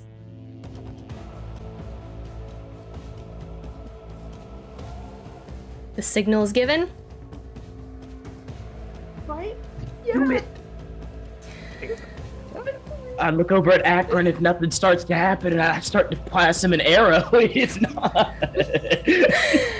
As soon as you give them the signal, you watch as Samir nods his head to you, Samson. And an eager smirk you've only seen on the battlefield, and his butterflies burst forth from the treetops like a swarm of locusts, darting out and swirling around the keep. Arrows are sent up from the front line toward the aerial forces, and you watch as first blood is drawn, and soldiers begin to plummet to the ground below, and those still airborne begin to drop vibrant, glowing, bulbous blooms to the army of the shade below. You watch as the blooms explode and acid eats through the armor and flesh of those who support the Shade Witch down below. Losum gives a final nod and his cavalry charges forward to the front lines, and blades cut through darkling flesh. As the battlefield turns to chaos, you watch as Fae you danced with only hours ago begin to cut through your enemies, and some take their last breath. The scent of blood and acid fills the air, and the mix is putrid paired with the rot of the gloaming court. And so you wait for the signal. Avriel's signal. What is going through your characters' minds right now? So I'm going to pause so you all can react, because a lot has happened so far.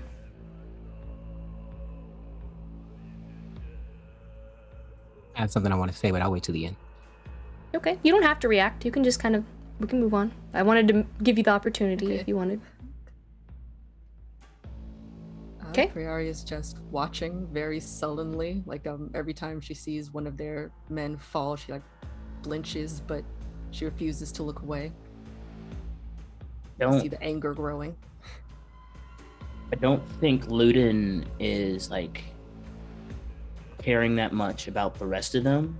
What he's looking at, and it's really surprising like how unfeeling he is about all of them. Right now, what he's worried about is when we fly up, what he's going to do to try and make sure that no arrows hit his party. And he's going through his mind is never again, never again, never again. And he's just thinking about the 5 people around with him. Are we still on our dragonflies, or are we now on our feet? You're on your feet. Okay.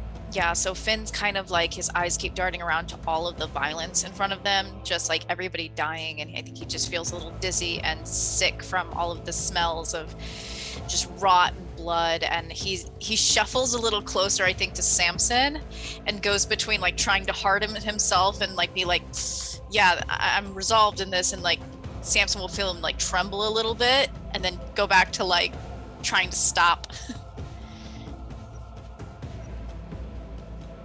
When they were still airborne, Esperis was definitely looking out over the soldiers and having a little internal battle of like, she wants to care about each and every one of them as individuals. And she's still looking for Avriel down there. having that battle with herself of trying to think of all people as being worth exactly the same as each other, but one of them is her brother, and she looks for him out there. And I don't know if she actually gets to see him because it's a mess. But You know that he's on the inside of the wall. There's a massive 20-foot wall. He is on the other side of that wall right now. she stares at that wall. She looks at those soldiers. She heads down to the ground, and it's the same thing that you've seen. A couple of you have seen it a couple times. I think Luden and Finn have noticed it the most. It's like way back in Digbrand when she went into that museum and she was all nervous and anxious, and then she had to talk to the docent, and then she was like, just put it on. She has that exact same moment of, I'm going to do what needs to be done, and she's very confident.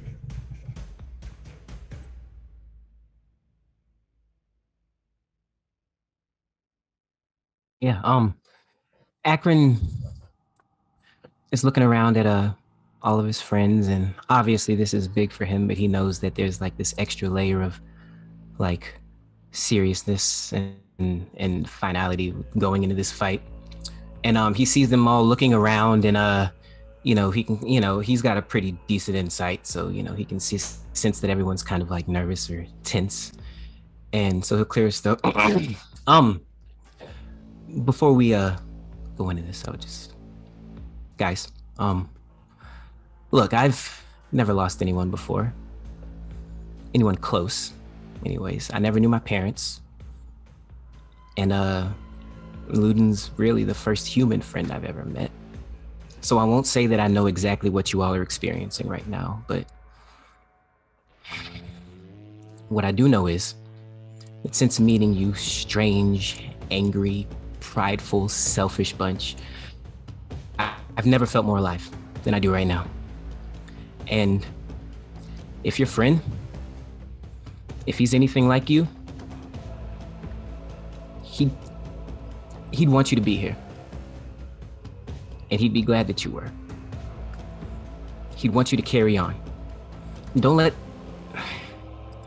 his sacrifice weigh you down. Allow it to lift you up so that you may stare your enemies in their face. Allow it to guide your strikes as you deliver the killing blow with the spirit of his hand upon your blade. If Urimir lived as you say, on his own terms, should we not all follow his example? Should we not stand fearless and walk triumphantly into the abyss? The same way they're doing down there? When Elrixa sees us, she will see our strength, and she will see her demise. Today, when Elrixa sees the Silent, she won't see 6 of us. She'll see 7. And I'm going to cast motivational speech. It's a 3rd level spell that just vanished. And it gives for the next hour, everyone gets advantage on wisdom saves, which they already got, I guess. But if any of you are hit by an attack, you all get advantage on the next attack roll you make. Everyone remember your bonuses? Hit points, right? Nice. Yes. Yeah, you get 10 hit points too, but it's only 5, and I think you default to the bigger one. So stick with No, those aren't temporary hit max. points. We Those are have max the hit 10 points. max or the 14 max from Finn plus That's 5 right. temps from you. Yes. Okay. Yeah. So yeah. Okay. Yeah. Everybody also gets 5 temporary hit points as well. Walk in there with 19 extra hit 19 extra hit points. I'm now up to 151 hit points, which for a sorcerer isn't that bad. Well, you have the most hit points in the party, yes. But yeah, and as he says this, he'll take Prey by the hands and give her bardic inspiration. It's a D8. He'll tap Luden on the shoulder, give him bardic inspiration as well. And he'll look at Finn and Samson and Esperis and say, "No hard feelings, but I think you guys will probably be okay." Prayari is the queen, and Luden's only human, and he'll wink at you. He's not even paying attention. On a normal day, he would have let it get to him, but now he's focused. We'll talk about this later. You get a little BioWare style in the corner of your vision. Esperis approves. I love that. On that, or are you gonna do that? Brandon? Do I roll the D8 on that, or is that? Oh no, that's your D8 to use whenever you get in a bind. Okay. Yeah. Thank you. All right. Let's do this. You wait and wait, each second seemingly slower than the last, and it is agonizing. You don't know when the signal from Avriel will come. So you wait. The tide of battle begins to turn, and you watch as a massive spore dragon rips itself from the very earth, roots snapping back like taut ropes, freeing it from below.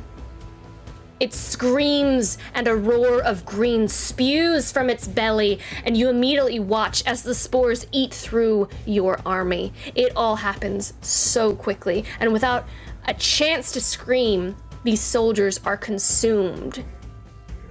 Nothing but bone and metal clattering to the ground in their wake. You watch as Fey Knights scramble with a giant toad, a scorpion ballista strapped to its back. One of the straps has snapped and they are struggling. Just as that happens, you hear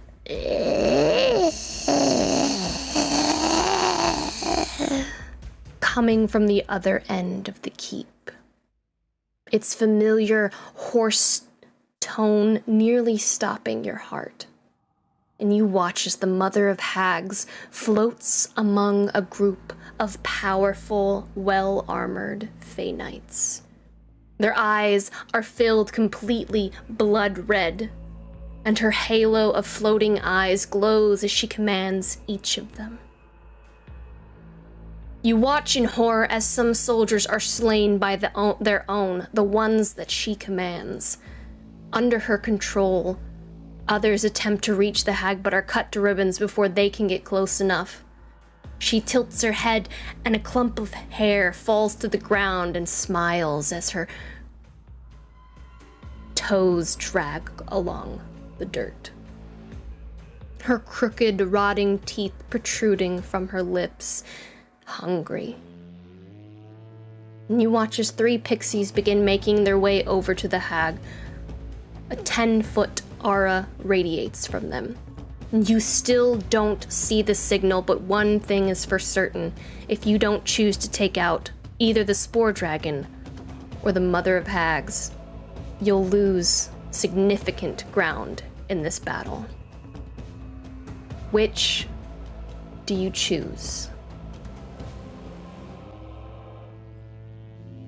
We have breaks to discuss. Can we talk about it? You may discuss. You may discuss, everyone. You may discuss. Ludin takes aim at the Mother of Hags. I'll give you 5 minutes to discuss. I bet. I'm aiming towards the Mother of Hags as well. You see Esperis is starting to light up with that incendiary shame. Yeah. Pray, what do you think? I want that Mother of Hags. Mother of something. Yeah. How far away is she from us? For the sake of keeping things easy, they're both roughly the same distance from each other. Well, I was just wondering only One's 'cause on one side, one's on the other side. It depends on how close everybody wants to get to her whenever we start fighting her and do all this stuff. But all in all, Ludin's just thinking to himself, I can propel Praeria 60 feet in 2 turns. And she can have like her actions and stuff prepared to go. Because I'm gonna be shooting from behind anyway. So I just want to know, like, when we do this, I assume big spells or big hits right from the top, right? Hey, we know why we're here. Okay, so we're going for Mother of Hags. Let's do it. Yeah. Is there anyone? I want to hear from Samson and Finn because it sounds like. Are you on the same page? Mm-hmm. Yeah. Always down for a little bit of revenge. Okay. Beautiful. Take 2, fight 2 with this thing. Before we roll initiative, I want to cast Long Strider on myself. Yeah, do we have time to take any actions before initiative? Do we have a You surprise round? already took. I would say I already allowed you to take all that with the casting of the heroic speech and all that stuff. At this point, I would have to cut you off because you've already. Do we no more have a buzz, people. surprise No more- round, or she's prepared because she's already in combat? There's no way to surprise her. She's already in combat. Okay. Rapskis. Okay, well. Is there that's fine. another? Is like Losum or someone around? Like Losum or He's on the front. Losum's on the front lines, cutting I down was and looking taking for like names. who we should tell. It's like, okay, we're just gonna be over here fighting the hag. We'll take the hag. And just... They know that Esprice is hovering 15 feet in the air, glowing like a supernova. They can see where we are. They know. I'm gonna say the military knows what we look like, right? Is that fair to assume? It's okay. A light arrow is going to hit the mother of Hag first, and they'll be like, "That's the signal that Akron and Luke use." How many goons does she have with her? How many Fey Knights? She's currently controlling 2 Fey Knights that you can that's see. Okay. Oh, Brandon. Oh, that's it. Oh, you sweet, sweet boy. We'll see what happens. I don't like that response. Dice's Oh, hands you now. sweet, sweet, sweet child of the summer court. All right, so I think that is where we're gonna take our break, so we can switch the map out and get everyone on the board. And when we return, the party is going to fight the Mother of Hags. All right, guys. Also, and if you haven't entered, guys, we are currently doing a giveaway. For the, oh my gosh, I want to make sure I say it right. The hollow gold Dragonheart dice from Mithril Armory. I'm gonna pop them up on screen so you guys can see if you haven't seen them already. We are giving away this set.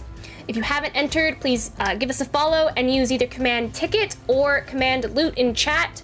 The first time you do it, it'll give you a little verification like, yeah, you entered, so you'll know that you entered. So make sure to enter because we are going to pick a winner for that giveaway. Other than that, we're gonna go to break. And like I said, when we get back, we're gonna be fighting the Mother of Hags, guys. So stick around, see who lives, who dies. It's gonna be crazy. We'll see you all in a little bit.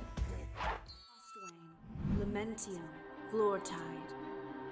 These Zodiac-inspired powers and more await you in Stargazer's Guide to Aurora. Available on DriveThru RPG.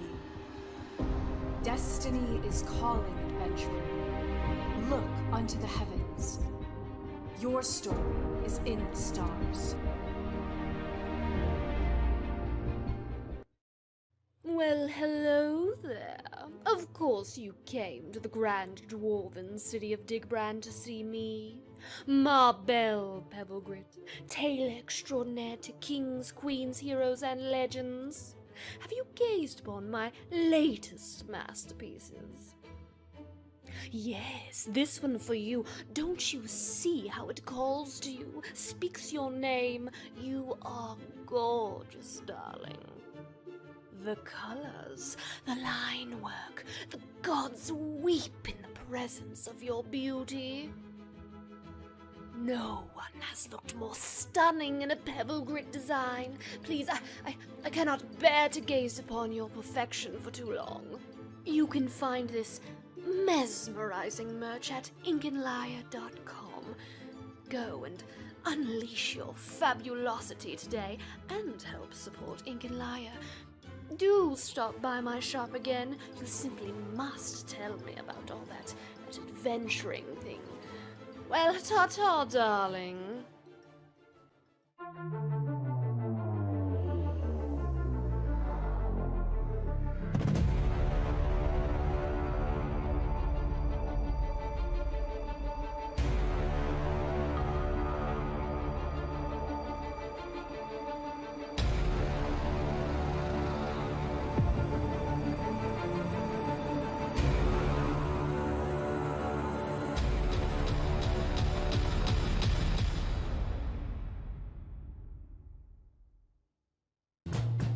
From the pocket to the table in seconds. Never forget your 1020 at home. Only at mitheralarmory.com. Extra, extra, read all about it! What's that you've got there, mister? Why, this right here is 9 Realms Gaming. 9 Realms Gaming? That's right, top-notch gaming accessories made from some of the finest woods this side of the city has to offer. We got your dice vaults, we got your dice towers, dice trays, hero vaults, you name it. Oh my! Careful now, don't swoon into traffic. You can mosey on down to their website now. Use exclusive partner code LYRE10 to get 10% off your purchase. What was that code again? That's LYRE10. LYRE10 at 9realmsgaming.com. Hurry, they're selling like hotcakes.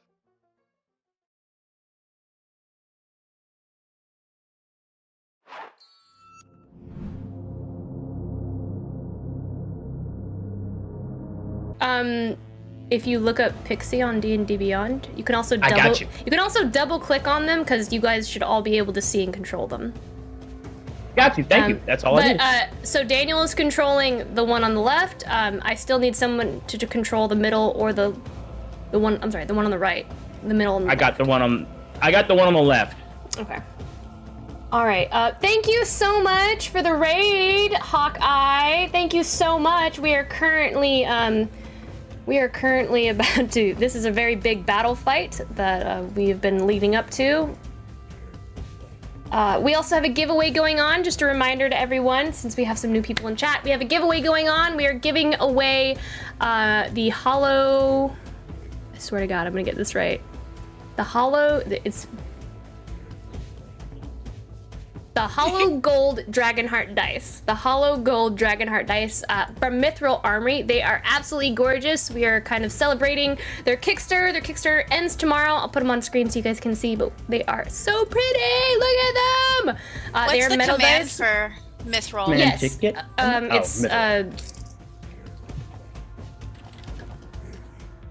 Is it myth? It might be myth. It's myth. I did it. There we go. It's Okay. myth. Yeah, make sure you guys go to their Kickstarter and buy dice because it ends Everyone tomorrow. put myth in chat. Everyone in chat. But we are giving away one of these sets. If you you have to follow, and of course it's command ticket or command loot to enter. We're gonna be picking a winner at the end of the stream. So do not forget to enter. Outside of that, we about to battle, y'all. Mm-hmm. All right, everyone has rolled initiative. Mm-hmm. Yeah, we did. We did that thing. All right. Let's get it going. So, top of the round. We are starting with, I don't know why it's saying Akron. We're starting with the Pixie. All right, middle Pixie. So that's the one on the left? No, that's the one in the middle. The middle Pixie is the one in the middle. I'm sorry. No. I want to stress to Lauren, we can only see 2 of them because of our eye lines. Yeah, that's why I was just black over there. I was like, what is she talking about? There's Middle 3 Pixie? of them total. We've picked 2 people are running them. Okay. Yeah. All right. Well, this Pixie will look back and then look forward and see that, like, they have a little bit of, like, friends around. And then it will move over kind of, like, right here. Oh, let's see. What is this aura? That's around. Okay, never mind. Just gonna move over here. That's a good question. Not get too close. Yeah, not get too close. I have no idea what that aura is. And it's going to attempt to come out swinging and cast Entangle on my friend the Mother of Hags. Okay.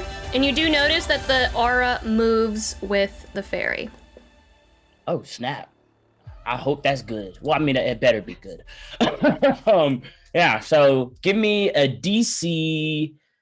It is a DC 12 charisma spell save. All right. Hopefully she's Charisma bad at save. charisma. I doubt it. Let me see here. Charisma save.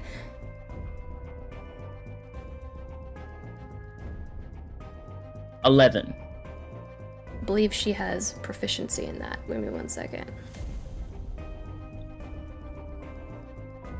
And charisma saves. Yep, all she right. has advantage on saving throws. All right, we'll try it again. Mother Trucker. That is 17. Yeah. Well, that pixie goes, just trying. The pixie and flips. kind of thing. But she's, and so that is the end of Middle Pixie's turn. As you all approach and begin to move in on the hag, she just kind of like cracks her neck looking at you all, and she goes, I smell familiar smells. You got away, but not today. Not today.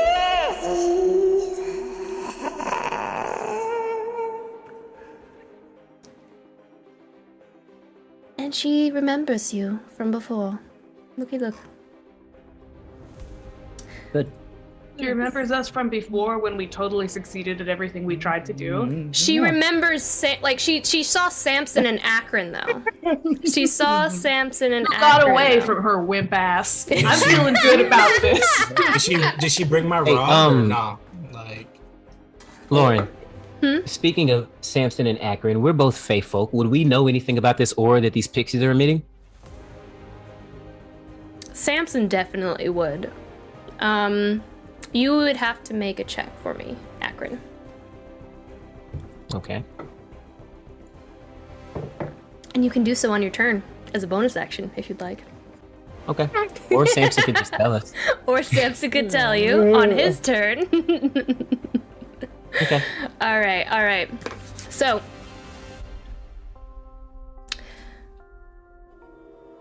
you are going to, I'm going to use my first legendary action with the Mother of Hags.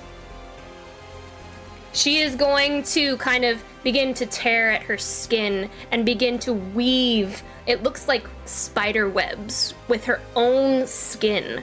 And she begins to send it out. I need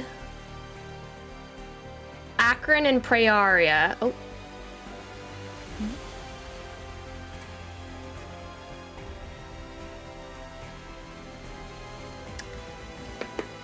As she sends it out towards you, you watch as it begins to manipulate and begin to form into a face with fangs, this web of skin. And just as it begins to reach you, it hits that aura, Akron, and it just dissolves. And she goes,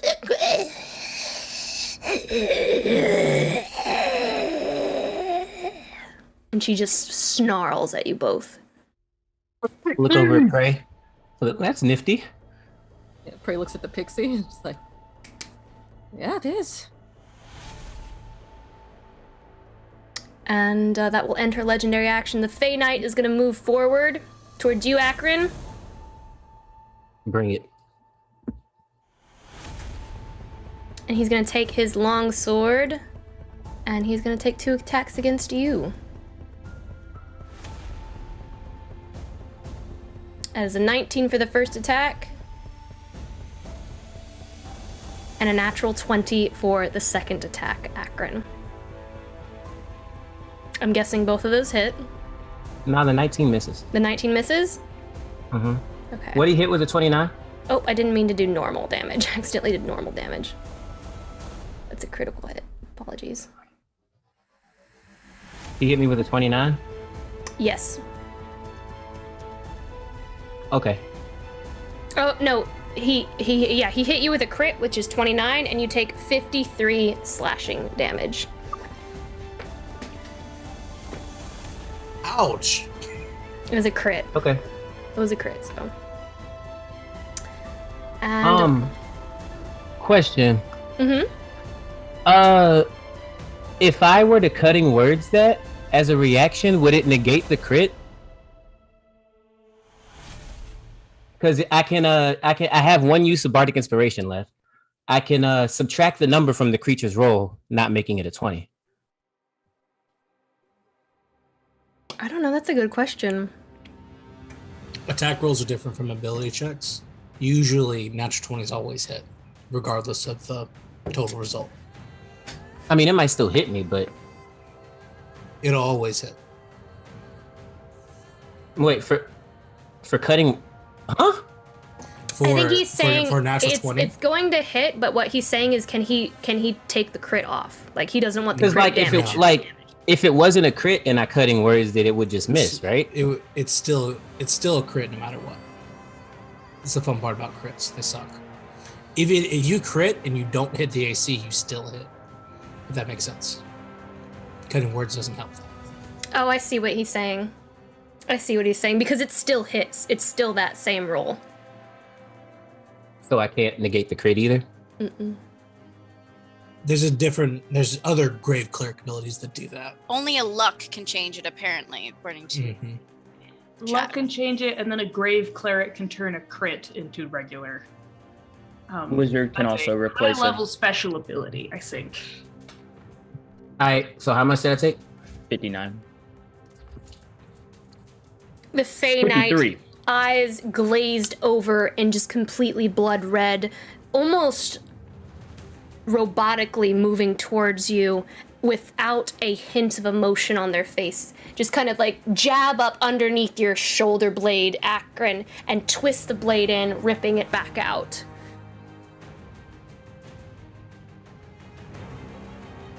And that will end the Fey Knight's turn. Pixie number 3, the left pixie. I believe that is Ludin's pixie. There are a lot of templates going on the screen. Yeah. How do I delete the templates? I was just trying to measure something. I'll do it. I think it's right click. I'll do it. I got it. I got you. What's your pixie doing? So left pixie looked over at middle pixie and was like, good try. Let me try something.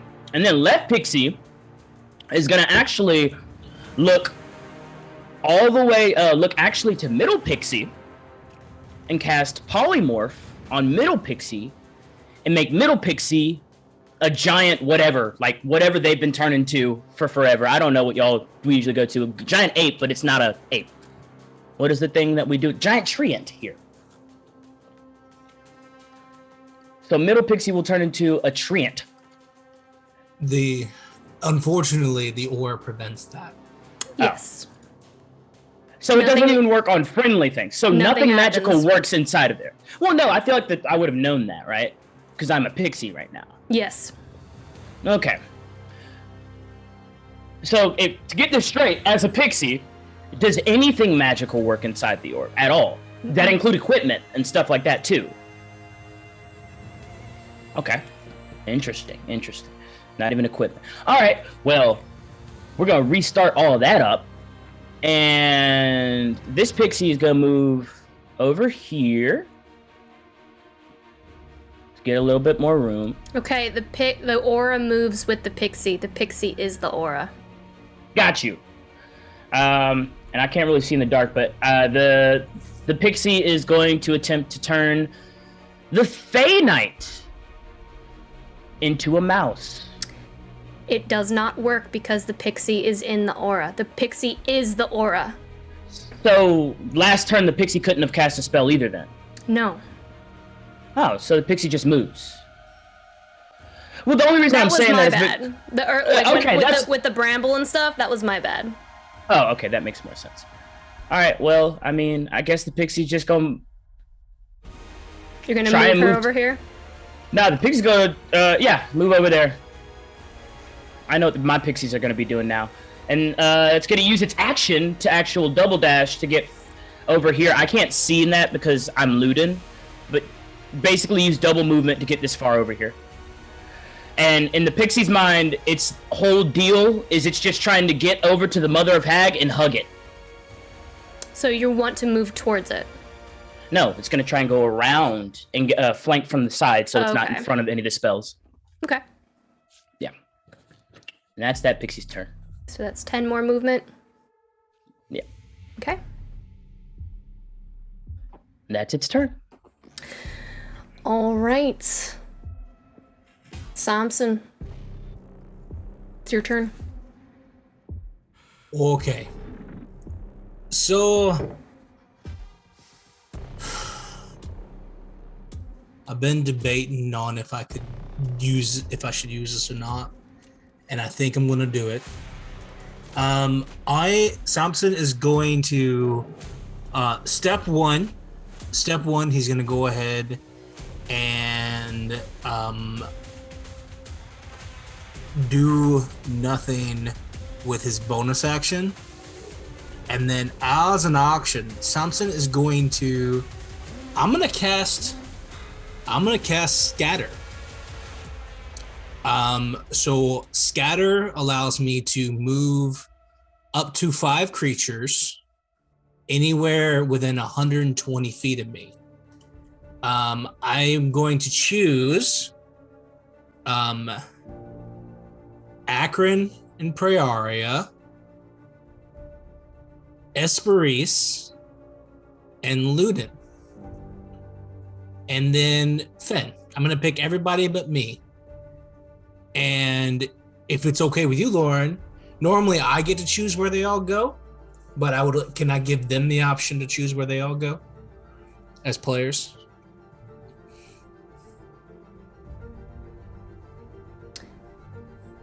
I would say no, because it wouldn't make sense for them to be able to, like, magical wise, because you're casting the spell. Okay. So in that case, I'm still going to target all of them. And then I'm going to, if anyone is unwilling, you can make a wisdom saving throw. 17. Otherwise, I'll put you where I think is the best place for you to go. Make me a wisdom saving throw? You have seen us, would it be fair to say, Lauren, that Samson has seen us fight a lot? Is it possible for, like, he knows that Finn likes to be next to other people, and that I usually like to be next to other people as well. Could we have a say in where he's moving us, because he would know our stuff by this point? That's a lot. Okay, well, I tried. That's a lot. Yeah, Ludin will look over and see Samson trying to do this, look at Finn, and then make a wisdom saving throw. Okay. With advantage. I think I will too, just because I have plans. I have plans. I'm gonna fail my wisdom saving throw. Oh, well. As I usually do. That's okay. Don't you have advantage on those right now? I will fail my wisdom saving throw, as Ludin usually does. Yeah. Okay. It's fine. We're good, y'all. We got this. Okay. All right. Well, I'm gonna move. So it sounds like Akron and Praeria trust me. So I'm gonna move. We're in the aura, aren't we? I don't think you can move us. Can I move them? Oh, I probably can't move them because they're in the aura, right? You can't move them. So that is correct. Then my plan was I would like to move Ludin, Finn, and Esperis, and anyone, or if I can move all 3 of them, I'm gonna move all 3 of them over here. Away from this Fey Knight, and in a position to get closer to this hag. And then since I can't target both of them, I'll choose to move myself 120 feet. I'm going to come closer to the hag where I can attack it and it can attack me. And then I'll target the Fey Knight who's not in the aura and try to move it. Can it make wisdom saving throw for me? Sure. Wait, sure. Where I just moved Esperis, is that where you were trying to put people down? Yes. Okay. So Finn, Ludin, and Esperis, if they're all willing, can go right here. Okay. Where they can or ideally maybe even like a half step further, so they can be in that cover. That is a 13 on the wisdom save for the Fey Knight. So I moved this Fey Knight 120 feet away from me, off this map, just completely away. On the ground, 120 feet that direction. I'll move him all the way over here. Yeah. That's 120 feet. That's 120 feet, so. Oh, no, it's 120 feet from me, so he's to the south, behind where I was, 120 feet. So he's not to the west, but to the south, 120. Okay, so he was like, yeah, so he's right here. Let me make sure he's moved a full. That's 80. We're going off map, guys. Yeah, so here's his 4 ways he can possibly I can't be. move him farther down, so I'll just add. I'll add on movement. He's 80 feet. I'll take a note of that. Yeah, if he's if he's got a speed of like 30 feet, that means he's out of combat for 2 rounds. He'll come back in. He'll come back in a third, assuming he sprints back immediately. Yeah, he has 30 feet. So, okay, so I'm gonna do that, and then I'm gonna go right here behind the Hag Mother, and then I am going to, now that we feel like we're in a better position, now I will cast nothing because I want to wait for all my stuff to disappear, and I'll be right behind her, just be like, "Hey, I'm Samson," and then that'll be my turn. Remember me. Okay. Okay. The Mother of Hags is going to take her legendary action. Yes, Lauren, you are not the Mother of Hags. Wait, what? Remember that. I said, yes, you are not the Mother of Hags. What do you mean? Of course I am. The Mother of Hags is going to take her legendary action.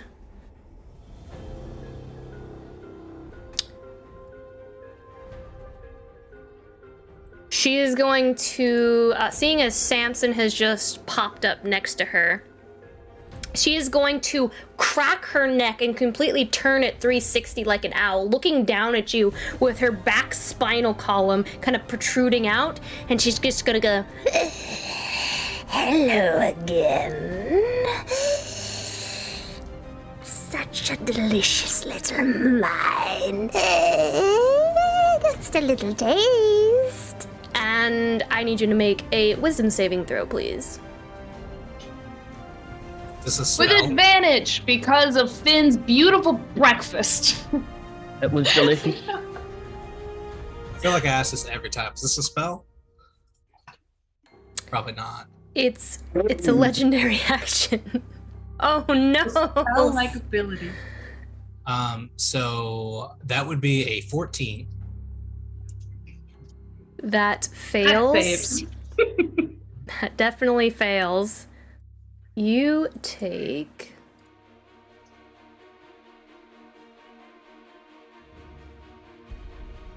You take 20 psychic damage, and you must immediately use your reaction, if you're able, to move as far as possible away from her.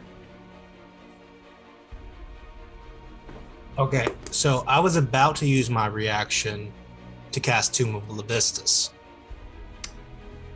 Unfortunately, this would negate that. Are you sure? It says you must use your reaction if able to move as far as its speed allows away. It doesn't say you must use your reaction whatever you want that reaction to be. Well, okay, so my Tomb of Labistus is when I take damage. So when I took damage, I could have used my reaction, right? And then before I took my reaction to do that. And so I wouldn't have a reaction. That was my intent when I came over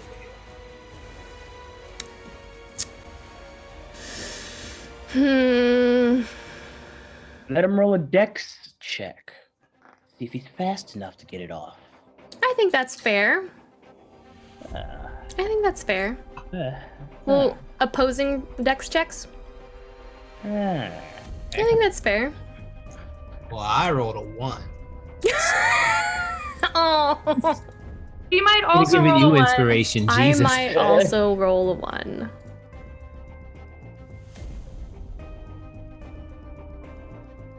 It'd be hilarious if I did. No, I didn't. You rolled a 23. Okay, so now I must use my reaction to move away from her as far as possible. It's not frighten, is it? It's not frighten. Okay. It doesn't So say I that they guess, are feared. I guess I will move 30 feet over here and end my turn.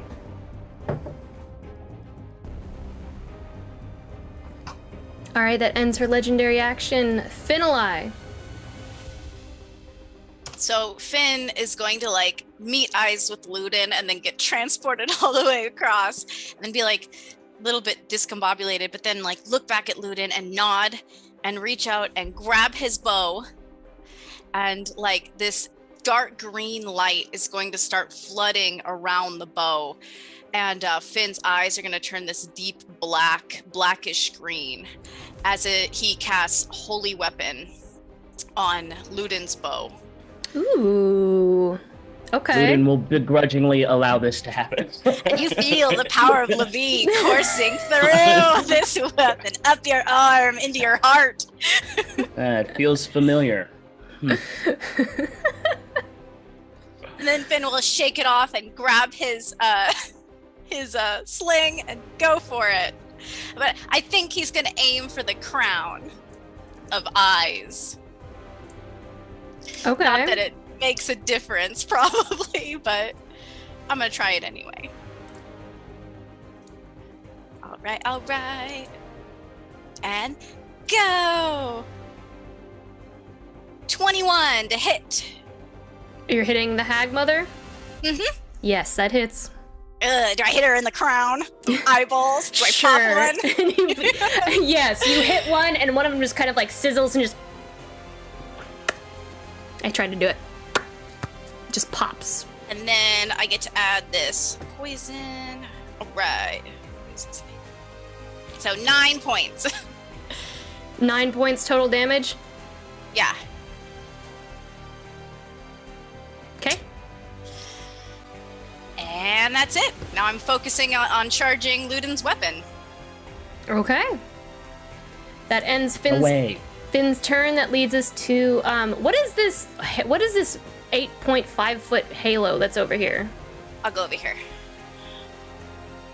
Oh, that's when Samson was saying where he wanted to put everyone. Oh, okay. I was wondering what that was. Okay.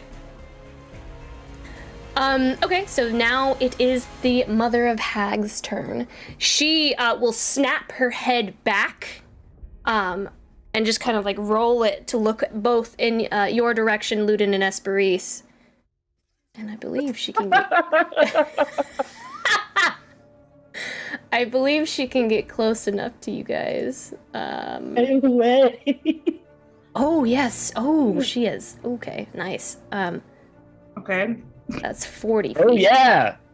She's going to move all the way over here. She's going to make... No enemy is supposed to ever be within 5 feet of me. I don't know if you read my contract recently, Lauren.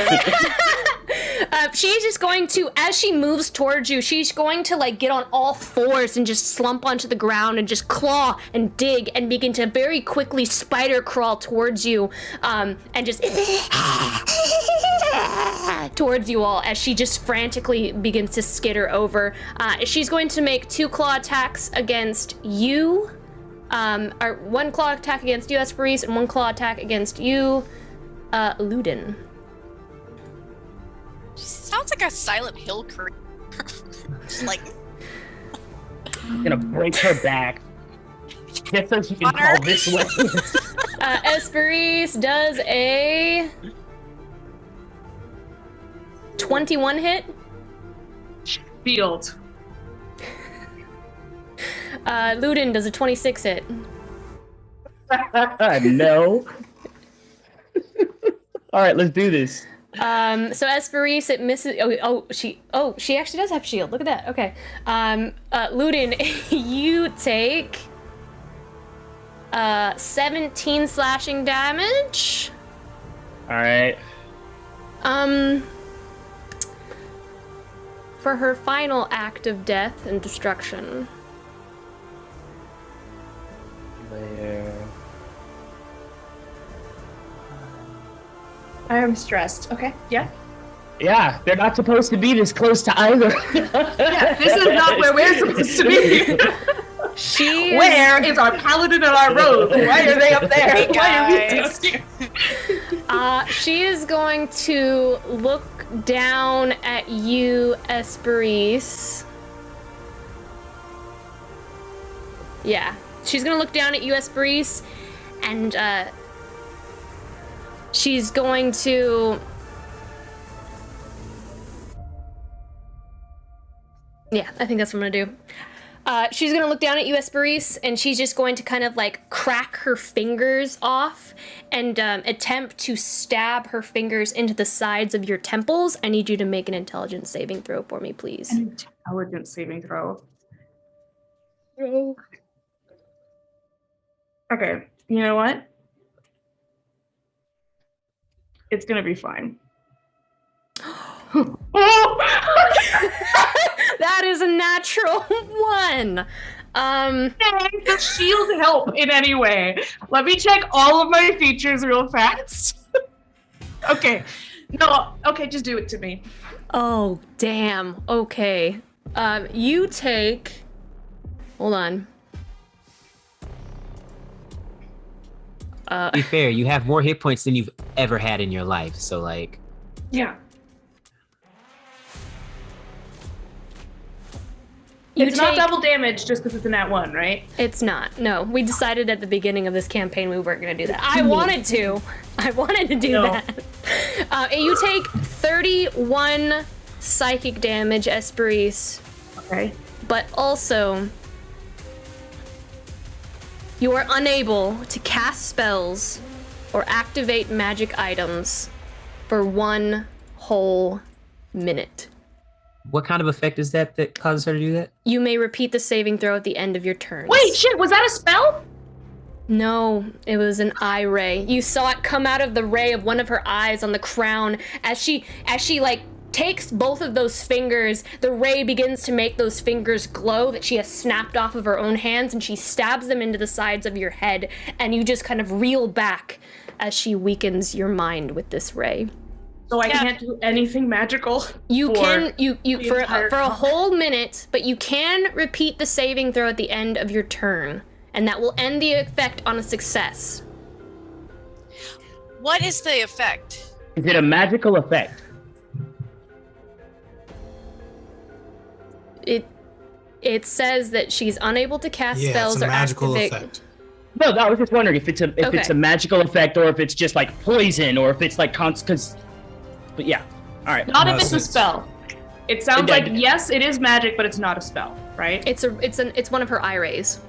Yeah, Okay. so it's a magical effect. So Okay. not a spell. Okay. But it would be affected by the anti thing, but like that's not exactly helpful because as soon as you walk out, it comes back.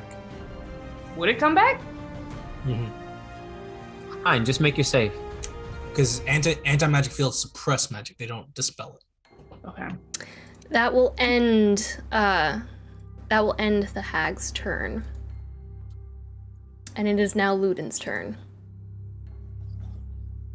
Wow. Okay, so Ludin just saw that. And geez, he's not gonna absolutely go crazy yet because he doesn't know. I'm gonna cast Zephyr Strike, and I'm booking it all the way. Oh, God dang it! Oh, it's bent over there. I'm gonna book it, towards this entrance, all the way over here, 50 feet. Okay, she will take an attack of opportunity on you. Zephyr Strike does not allow her to. And then I'm gonna shoot her twice. And end my turn after that. Let me see. Okay. Where's the stupid thing? And one of them would be with advantage. All right, so first one. Oh, and sharpshooter for the first one as well. You doing your extra damage too? Yeah, if it holy shows weapon? up. Yeah. So that's 25 for the first shot. That hits. Oh, actually 20. A 20. Does a 20 hit? That hits. Okay, so this is the second shot. I'm just going to go ahead and shoot the stuff because it's going to be a lot if I hit. Second one is a 19. Is it 19? That hits. All right, so she takes that. Okay, Keep so here we going go. into the ethereal realm over here. All right. I need her, before I start doing anything, I need her to make a Constitution saving throw. Okay.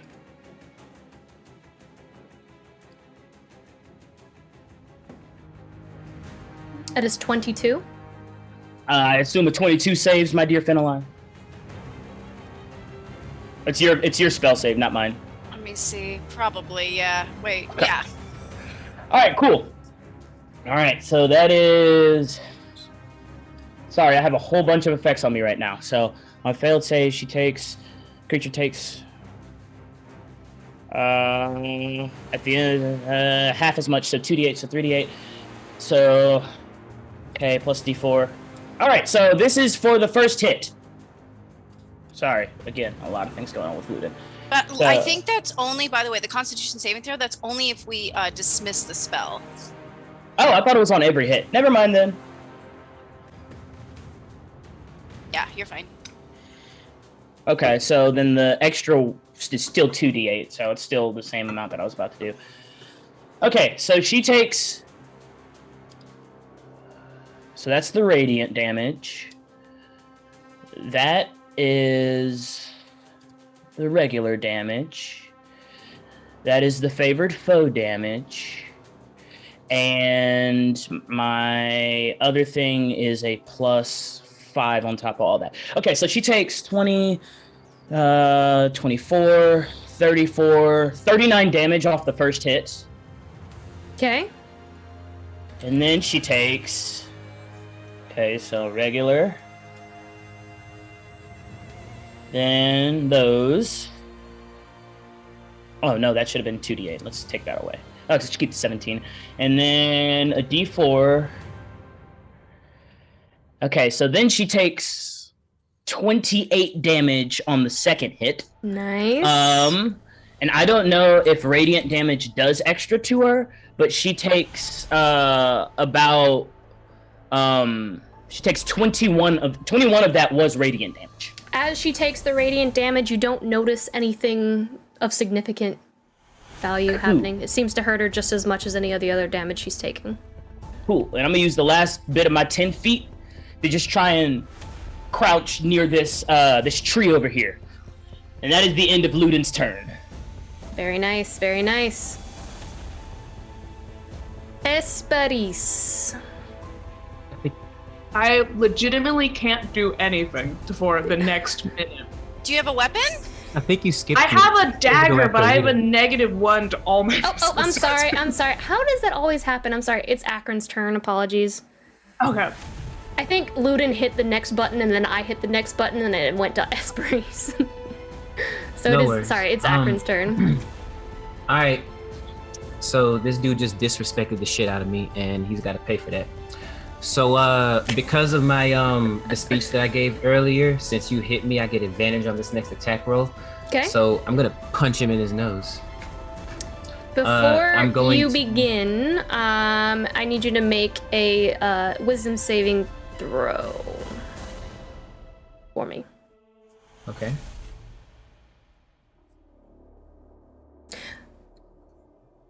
Oh wait. The feast doesn't let you be frightened, right? Yeah, that's right. You would automatically succeed then. Awesome. So it doesn't matter. So like the Fey Knight's fearsome presence doesn't affect you at all, thanks to the feast that Finlai has bestowed upon you all. Yeah, that's right. I ate my Wheaties this morning, bruh. I ain't scared of you. So yeah, Akron, after getting absolutely decked by this sword, he's gonna brush it off. He's got his queen right behind him, so you got to tighten up, can't show any weakness. And he's going to ball his fist up, and he's going to channel his smite energy, but he's also going to cast into ensnaring strike with this first attack that he gets at advantage, and he's going to lay this dude. Okay. So let me roll to hit.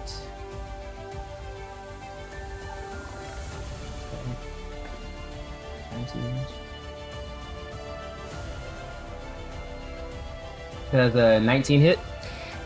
You watch as the Fey Knight moves both of his bracers upward to catch your sword, and he uses his parry to deflect that hit with his reaction. Oh, he has a reaction? Mm-hmm. These are like high level NPCs, aren't they? Okay. I'm gonna swing again. Yeah. Swing it, swing it, swing it.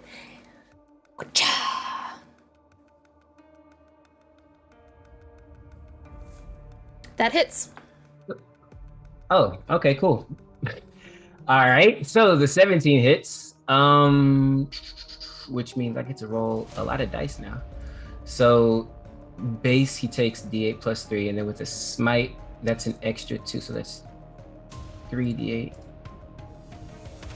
And then, so he takes 4d8 plus 3, and then, let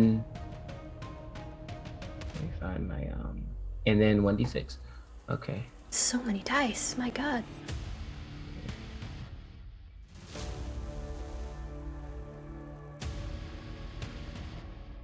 Okay, so that's 19. So 26 total, and he is also restrained. 24 total. I got a plus 3. Oh, okay. So 26. Gotcha. And he is restrained? Yeah, because of my ensnaring strike. Nice. And while he is restrained, he takes a d6 piercing damage at the start of each of his turn. What does that look like? Do vines wrap around him? Oh yeah. No, like he swings and miss. Matter of fact, when he misses with the first one, his armor, the vines like kind of reach out of his arm. So even though the punch missed, the vines kind of leap out on the guy and kind of wrap up his little pauldrons that he used to parry, which is why the second one hit.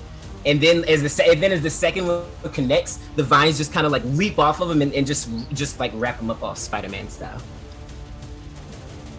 Yeah, then he falls to his knees in front of him, and nice. Quinn will stand to the side and be like, "Pray, you want to finish him off?" And like the entire time, with his blood red eyes, without any facial expression, he is struggling against it, but he has absolutely no expression on his face as these brambles kind of dig into his arms as he begins to try and struggle against them. Yeah, yeah, he can. At the start of each of his turns, he can make a save to get out of it. But all right. Yeah, so that's me. All right, Esperise, it is now your turn. I apologize. That's okay. I'm trying to decide. I'm trying to decide if I should hold an action or do something not very helpful. I think. Focus on you, girl. Okay, focus on you. Yeah, Don't worry about us. Yeah, Esperise doesn't have anything that isn't magical, so she can't do anything for the next minute. Unless you succeed on your save at the end of your turn. Daniel, I did the math. I can't. I don't have the modifier that will allow me to do that. So you natural 20. I cannot hit a 22 because I have a +1 to my intelligence. If you hit a natural 20, I would give it to you. All right. I'll aim for that. I'm gonna hold an action in case there comes a possibility of me being able to cast a spell by other people's actions to twin guiding bolt against the hag and her. I'm a move 10 feet back. She is going to take an opportunity attack against you. 10 feet back, 5 feet up, or 5 feet back, 10 feet up. Go ahead. All right. Yeah, I'm going to back up and then I'm going to prepare my spell because I'm not an idiot. Does a 34. That is a natural 20, Esperise. All right, that's fine. Go ahead and hit me. You take 24 slashing damage. As you begin to back away, she goes, No, don't go. Come back. 24 slashing damage? Yes. Okay, and now she has no reaction. That's great. Mm-hmm. Yeah, and then I'm just going to save. I'm just gonna have a spell there. I'm gonna hold a spell. And That's all I can do. That's all I got. That's gonna be the end of my turn, but at least she doesn't have a reaction anymore. Would you like to roll your save? Yeah. I don't know. I will see. That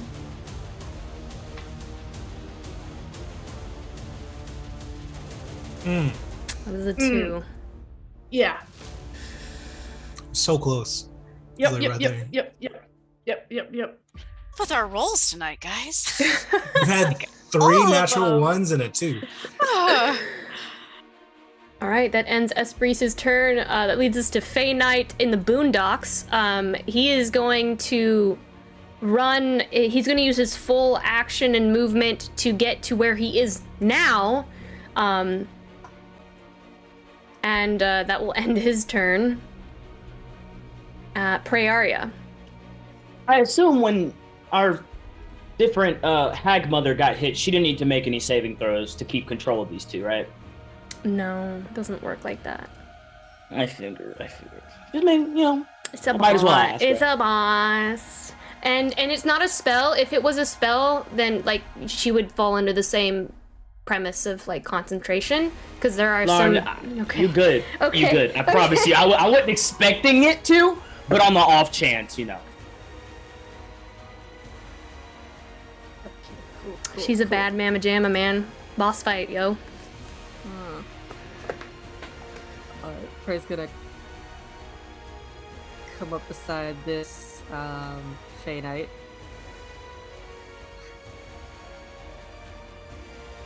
Okay, you move outside of the aura. Yep. Okay. And we're gonna take two scythe attacks. Come on, dice. Please be nice to me. 2 scythe attacks at the Fey Knight.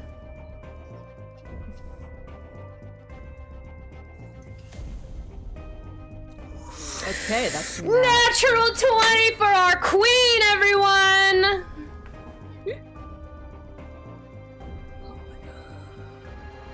Okay, and a 24. Nice. Well, of course, both will hit. Both hits You know will you hit get advantage because he's restrained, right? Right? He is restrained, so go ahead and roll again for that second attack to see if you crit again. Thank you, Brandon. Don't crit, but you do hit. I do not.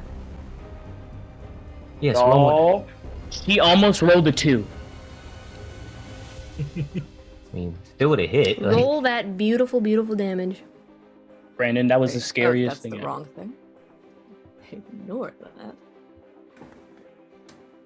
Tell me what this crit looks like, Praeria, as you, like the Grim Reaper of the forest, cut down this Fey Knight. Yeah, she just slides out from behind Akron and says, "I'm sorry," before she goes for the neck. Okay. That's incorrect. Oh, well, a sneak attack, too. That's sneak attack. I'm curious if you'll kill this guy. Go away.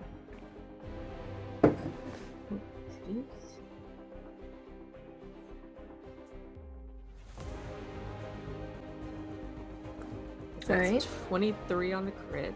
Okay. That's so your sneak attack's 46 or 2d6? 46 for the. So Wait, that's what? so that's 37 because it's 14 double 2. All right, so 37. And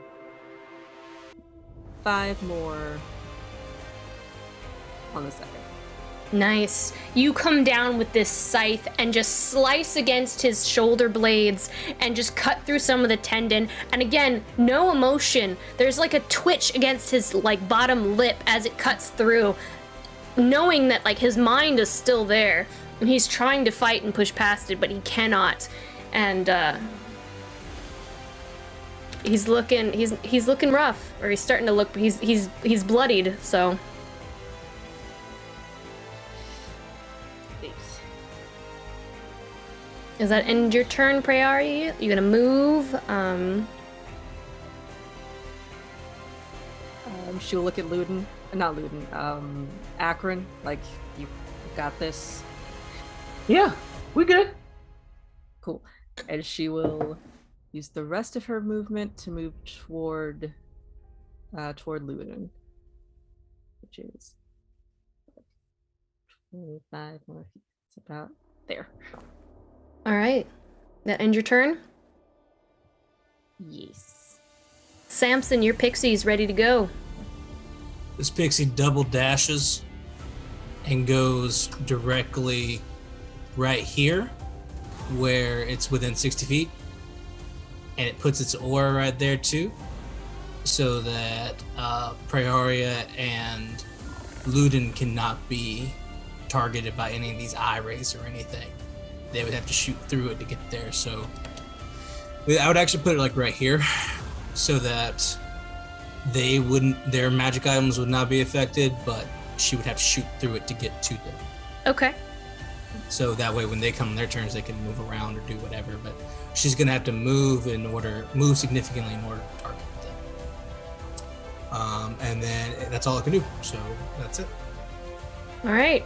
End of the top of the round to the first pixie. As we make it to the top of the round, you watch as the hag mother just kind of like cracks her elbows outward and her clawed fingertips. She kind of like, you watch as fingers begin to regrow in place where she had taken them, like snapped them off, and she goes. She looks at the Fey Knight over that's prone, bleeding out, next to Akron, and she goes, No. Need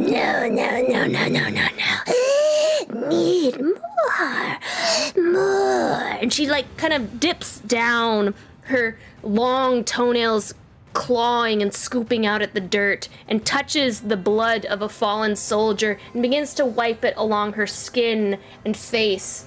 And she looks at another Fey Knight in the distance, and you see two more Fey Knights appear on the battlefield.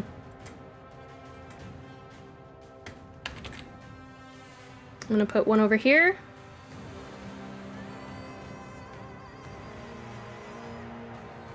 I'm gonna put one over here. And they have been added, they're being added to the initiative.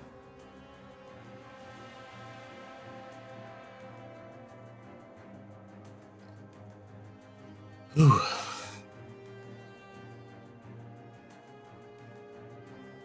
Yo, this is not safe. We shouldn't be here. This is war. We're in a bad spot. And I've rolled for their initiative.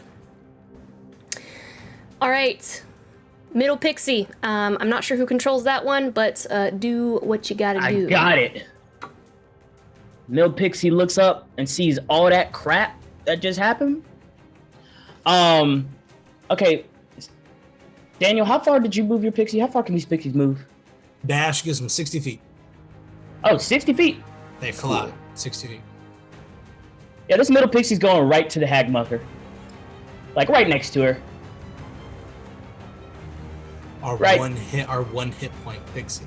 Yeah, but all of her magical effects technically should stop, right? It's 10 feet movement, 30 feet fly, so yeah, 60. Yeah, so she's gonna fly all the way over there. Do all of her magical effects stop? Presumably speaking, right? She's not carrying any magic weapons. Yeah, but the effects of her concentration also can't pass the barrier, right? Well, we'll say, because I don't want Deanna to spend the entire fight doing nothing. We'll say yes, because that would be really, really lame, and not fun. And it's about having fun. So as you move, we'll say that yes. Thank you, Mom. We'll say that yes, the pixie will drop that, and you may use your held action Okay, so I've got 2 guiding bolts going out at 5th level. One is at her, who I'm not. And one is at the Fey Knight. It won't pass through. It won't pass through. No magical. I 2 don't want going, you. so then I'm just gonna toss one to the one next to Akron and one at the guy behind. I don't want you to waste your spell. Okay. Thank you. Okay. Let me cast it. Thank you, Luden. I love you. It wasn't me. That was a pixie. Thank you, Christian. I love you. The pixie's name is Twinkles, okay? Oh, it's Twinkles. Okay, so a 25 on the one next to Akron. That definitely hits. And it's advantage, 23. I believe it's advantage because he's prone, but yeah, that hits as well. Okay, and a 23 on the Fey Knight behind us. Which one? The one on top or bottom? The one on bottom. Okay. I'm going for the bottom. And it's a 5th level guiding bolt, so that's going to be 8d6. So that's going to be 35 points of damage to the one next to Akron. And 28 points of damage to the lower one behind us. 28 to the one behind you? Yeah. Okay. And it just kind of, if I remember correctly, the guiding bolt is all the light lifting off her skin and then just out to the 2 of them as she was frozen in place for a moment, not able to do any magic, and then just blasts out of her like a nova. And in a second, she's going to be trapped again, but for this one moment, she just, light comes out of her. For this one moment. This Fey Knight near Akron is just like, he is just on the floor and he's wheezing on the brink of death. Okay, 6. Let me check something real fast about how guiding bolt works. Okay, and both of those creatures, so the one next to Akron and the one behind us, anyone trying to attack them will have advantage on their next attack because they are also glowing with that same holy pale yellow light. This is not the dark green that a lot of her other spells are right now. This is a purely Esberesian thing. Thank you. Okay. I did it. It's done. Thank you. All right. Did we lose Raina? We did. We gotta fix ourselves, and hopefully Raina can make it back. Huh. I will add a little glow for you, Esperise, on the guys that are... Oh, no. That will fix you.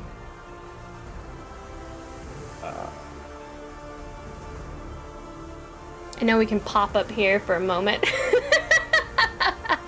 Sorry, guys. Let's go into battle view for a moment here while we get Raina back. Alright, well, Raina gets back. Let's continue onward as we're in battle mode here. So that will end that pixie's turn. That's going to lead us to the Fey Knight, who is prone and dying on the floor. He's going to try to break his restraint. What is the strength save, Brandon? He takes damage first, I think. Oh, he might just die. I hope so. That's the plan. Blah, blah, blah, blah. At the start of each of his turns, yeah, so he takes a d6 of damage. How many hit points? 6! Does it kill him? Total of 6? Yes. He has 3 hit points left. So he does nothing. Get out of here. Skedaddle. No, he has 3 hit points after that. No, he has 3 hit points left after that. Oh, He had 9. Oh, okay. Okay, that's fine. All right, so what's this? A strength save? 16.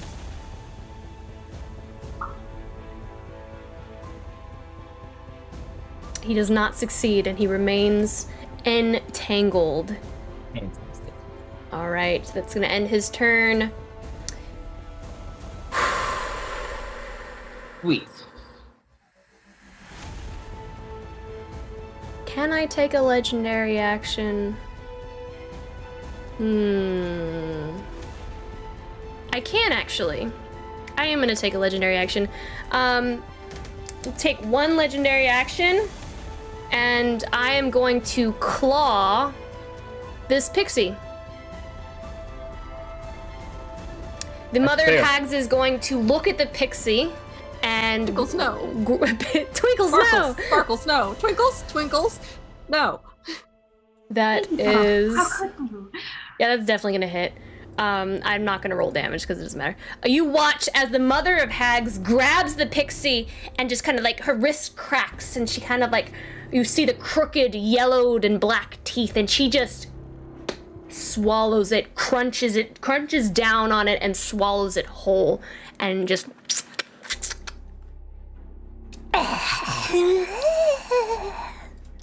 And Twinkles is no more.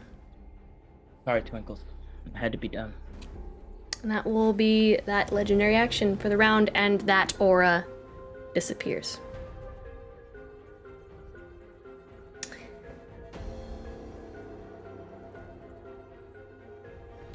Pixie, I believe that's Luden's Pixie.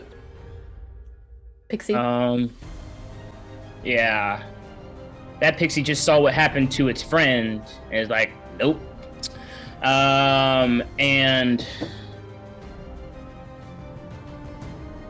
we'll start and move over to Akron and do the same kind of thing that the top pixie is doing and protect Akron from any bolts of anything. From that. Actually, where's Samson? I can't see this. Nah, crap. Never mind. Samson can move around and stuff like that.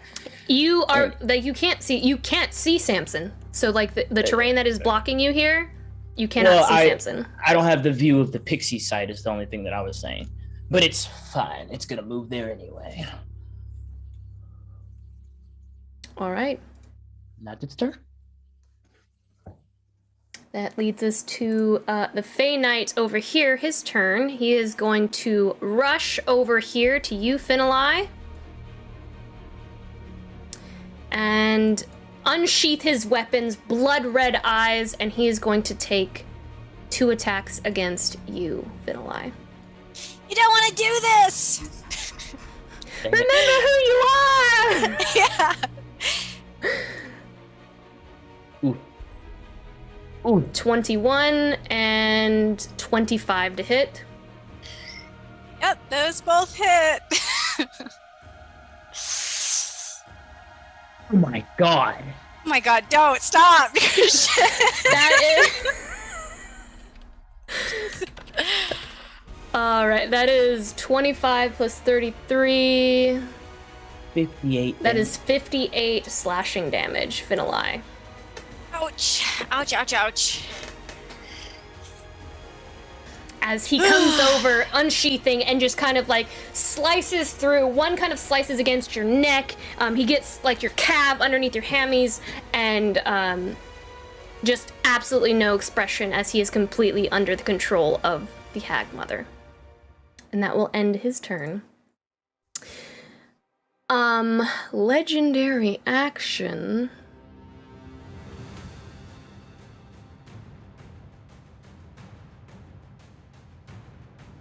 Yep, that's what I'm gonna do. You watch as the Hag Mother, once again, her bones kind of rippling out as her arms twist backwards and her head snaps back towards you, Esperise, and she's looking back. I need you to make a Constitution saving throw, please. All right. Okay, that's fine.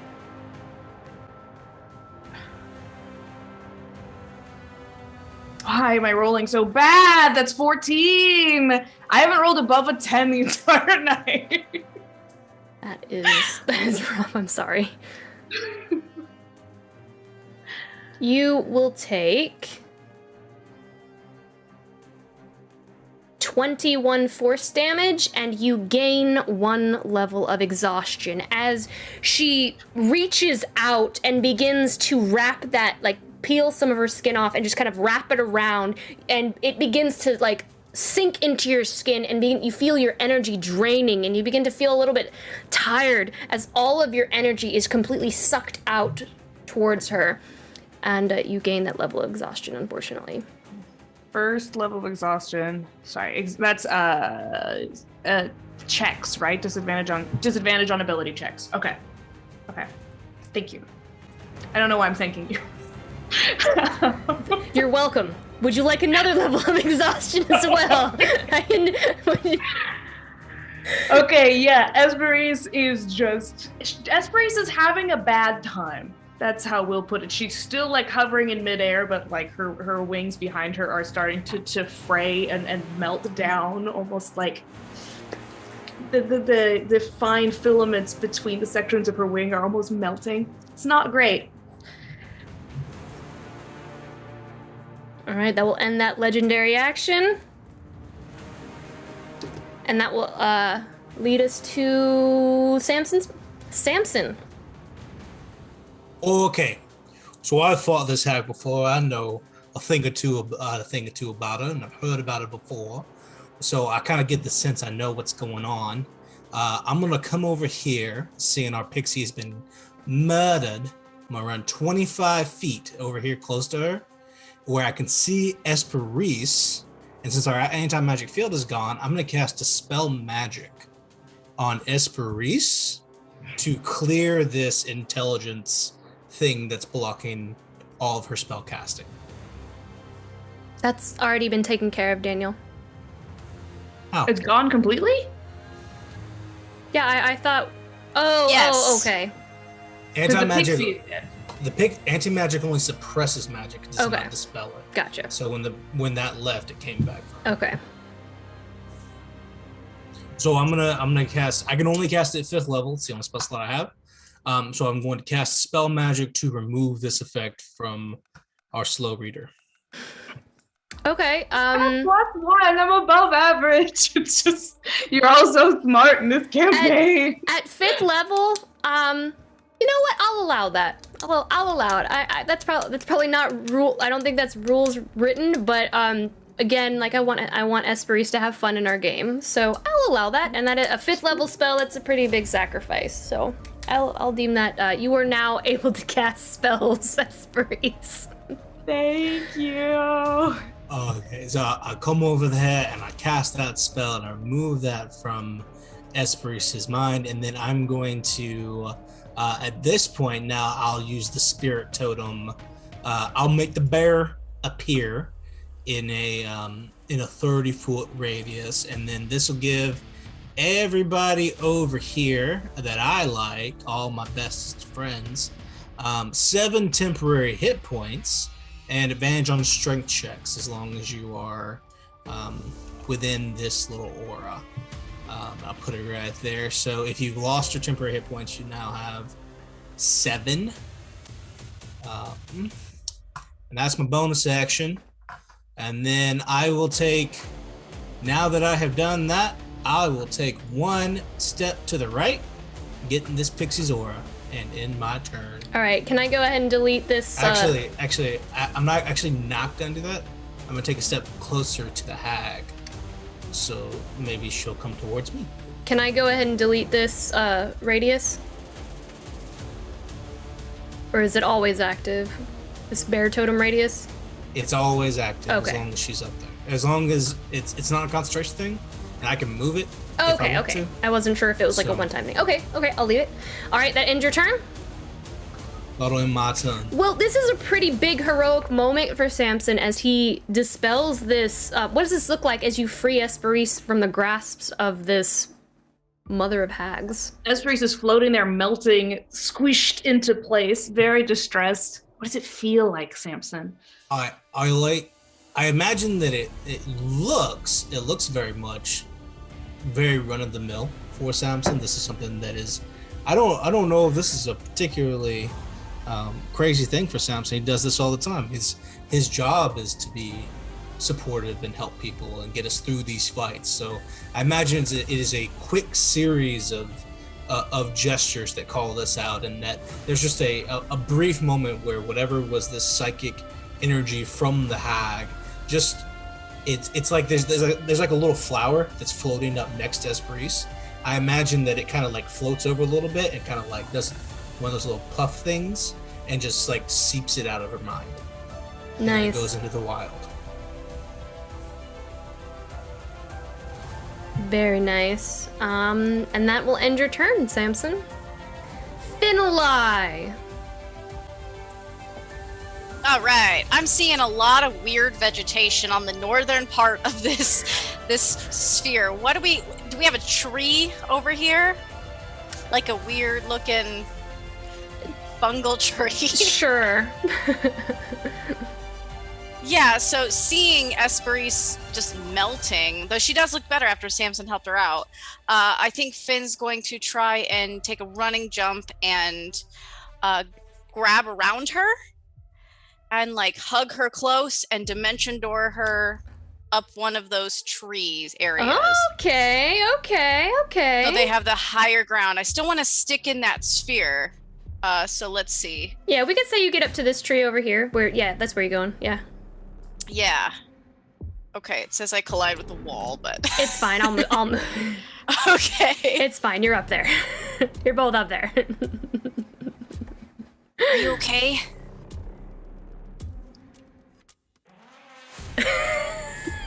All right. Esperise, you're muted. No, she's not okay. She's lost her voice. Watch me pop another one of those stupid eyeballs, and he's gonna reach his sling back and go for her again. Yeah. Okay. All right.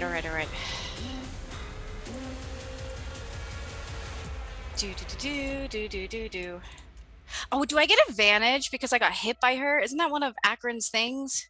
Yeah, you totally do. If you got hit, yeah. All right, 17 to hit.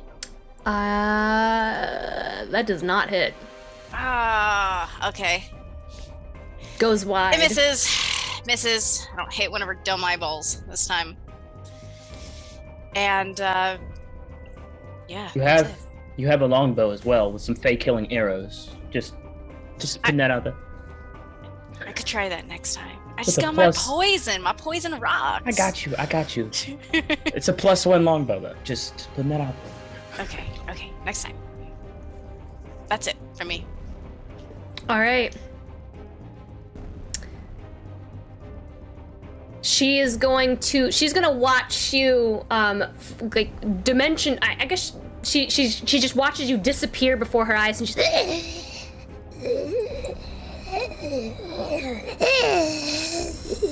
and she's going to snap her head back around, and she's going to like frantically look around, and she'll see Samson as she's lost sight of Finlay and Esperise, and she will make her way over toward you, Samson.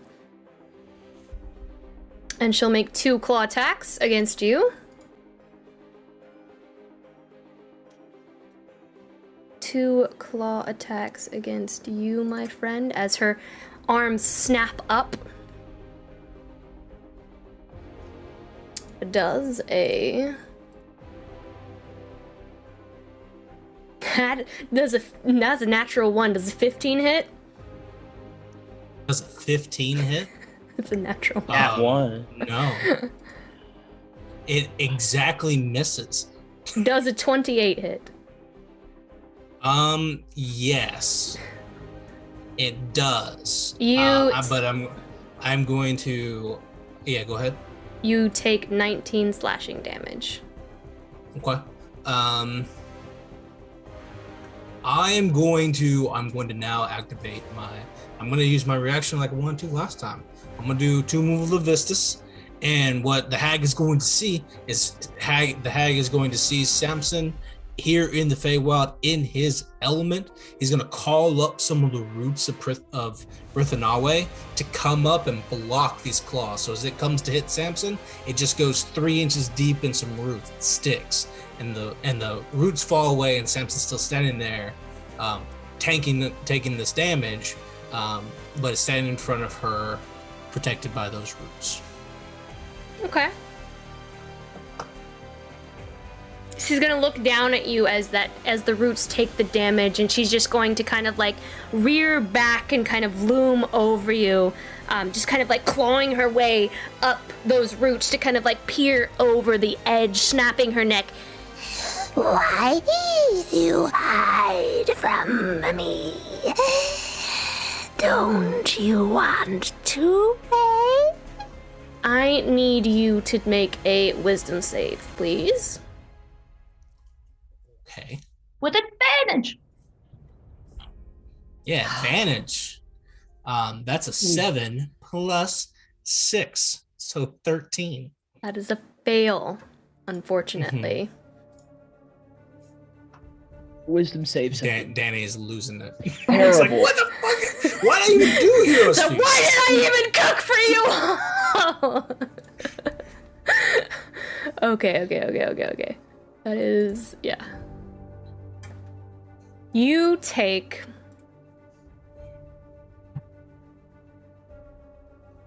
43 psychic damage. There's something that maybe the hag doesn't understand about the connection that Samson and Prioria have, and the relationship that they've gotten, the way this place protects him. And the psychic damage flows through his brain, into his body, out his feet, yes, and dissipates into the roots. I don't take any of that. Really? She grinds her fingernails into the bark and just growls at you. I keep looking at her as defiant as anyone has ever been. As in, like this is a place that Samson belongs, that this is Prioria's home, and she is not welcome here. And the house hates her too. And that will end her turn. And I'll do my very best to be as goading as possible, so she keeps attacking me. Does Samson get an extra action as Fallon throws a rock? No, Fallon's not here. He's confined to the house. Come on, a house. That would be really cool, though. 4 hours to the south. Not a house is At a the home end of this wherever combat, you there's go. All right. Very cool. That is perfect of what Samson is doing, because Ludin's just gonna run across here and take his shots across as he runs. Just deep.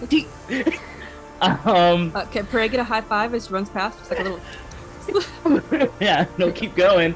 The first one will be sharpshooter. The second one will not be sharpshooter. But both of them will be with Fey killing arrows. Let's see what happens. Yoink on the first one, so that's a 23 Yes, to hit. that hits. Yes, that hits. And then the second one, wait, the first one, let's see, I think it's plus 11. Let me make sure, because I don't want to cheat. Because that'll be a plus 11 hit. Oh, actually, it's only an 18 to hit. That does not That hit. first one. Oof.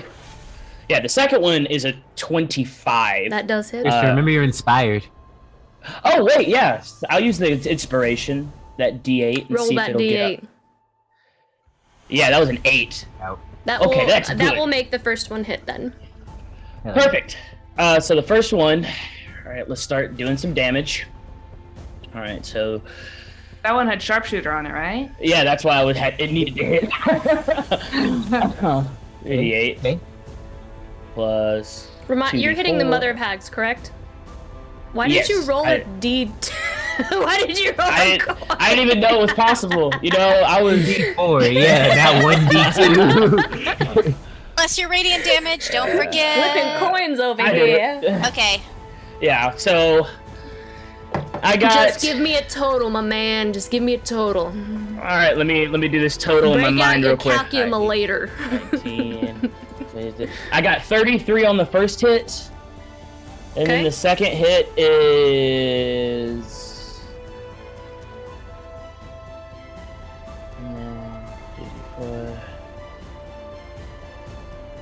Dice, Seven. dice. The second one is 31. Let's see. Yeah, second one's 31. Nice. Ooh.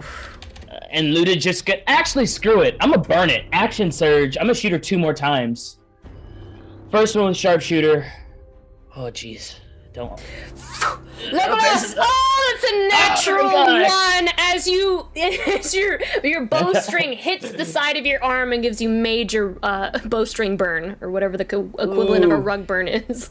Yeah, I missed both of those, so it's cool. Ooh. I just burned my action surge for nothing. Is this the worst a fight's ever gone for us? That is horrific. Natural one in chat, That is everyone. Yeah, that is so not good. That was a big miss for us. I know. Oh no. Hey, I still did 63 damage to her. And then with my bonus action. Nah, I'm not gonna do that. I've done too much already. I'm done. Ludin's gonna take the rest of his 5 feet right over here and be like, dang it, I missed. And that's his turn. But hey, 63 damage is okay damage. All right, that ends your turn. You did a lot of damage though, man. Esperise. You're doing it again. It's my turn. Oh God. It's accurate. I'm the one who presses the next button. I'm the one who presses the next button, everyone. You're throwing me off. I'm the one who presses. Akron, okay, go. I want to remind you, the guy next to you is glowing, and you have advantage if you want to try to hit him. You don't have to, but it is there. Anyone who is glowing on the board, you get advantage on. Yes, I put Got like 3 hit points left, right? Yes. Yeah, and he's gonna take a D6 at the top of his next turn. This is true.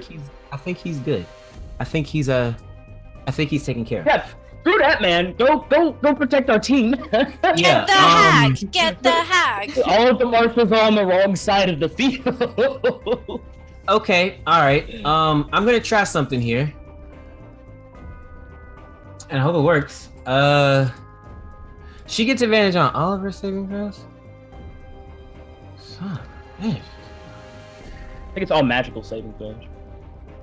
Hey, also, you got a longbow. I do. Okay, yeah, you know what? It's fine. I don't think I can reach her this turn anyways to punch her in her ugly mug, so I'm gonna do something else. I am going to cast a spell. I am going to cast I'm gonna butcher this. Rowlethim's Psychic Lance? What? What? Yes, you see Akron what is this? He touches the ground, and and all of the vines and the trees and stuff kind of go up into his arm, or go up into his hand, and he pulls his hand forward, and this wooden and this lance made out of bark and vines and stuff materializes in his hands as he pulls it back, and I'm going to need an intelligence saving throw from the Shade Witch over here. Hopefully she failed. The hag mother? The U.S. haven't fought the Shade Witch yet. This is just her payon. As you said, this is the mini boss sprint. What are you talking? Intelligence save? Yes, intelligence save. That is a 9. The DC is a 16. She will use her legendary resistance to There it is. succeed. Come on, Brad, you should have known that. Okay, yeah, very too early. I think she still okay, well, she takes 76 psychic damage halved, and that's it. I hate that she failed. She would have been incapacitated if she had failed. Yeah.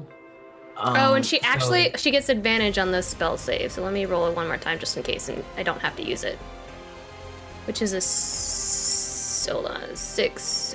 It's even worse. 13. Yeah, it's worse. Yeah. So she would have had to use it regardless. She still takes 76 damage. So he still with this shimmering lance, he still takes it and launches it at her. It still hits her, doesn't do as much damage, probably grazes her or something. And so she takes 21 halved.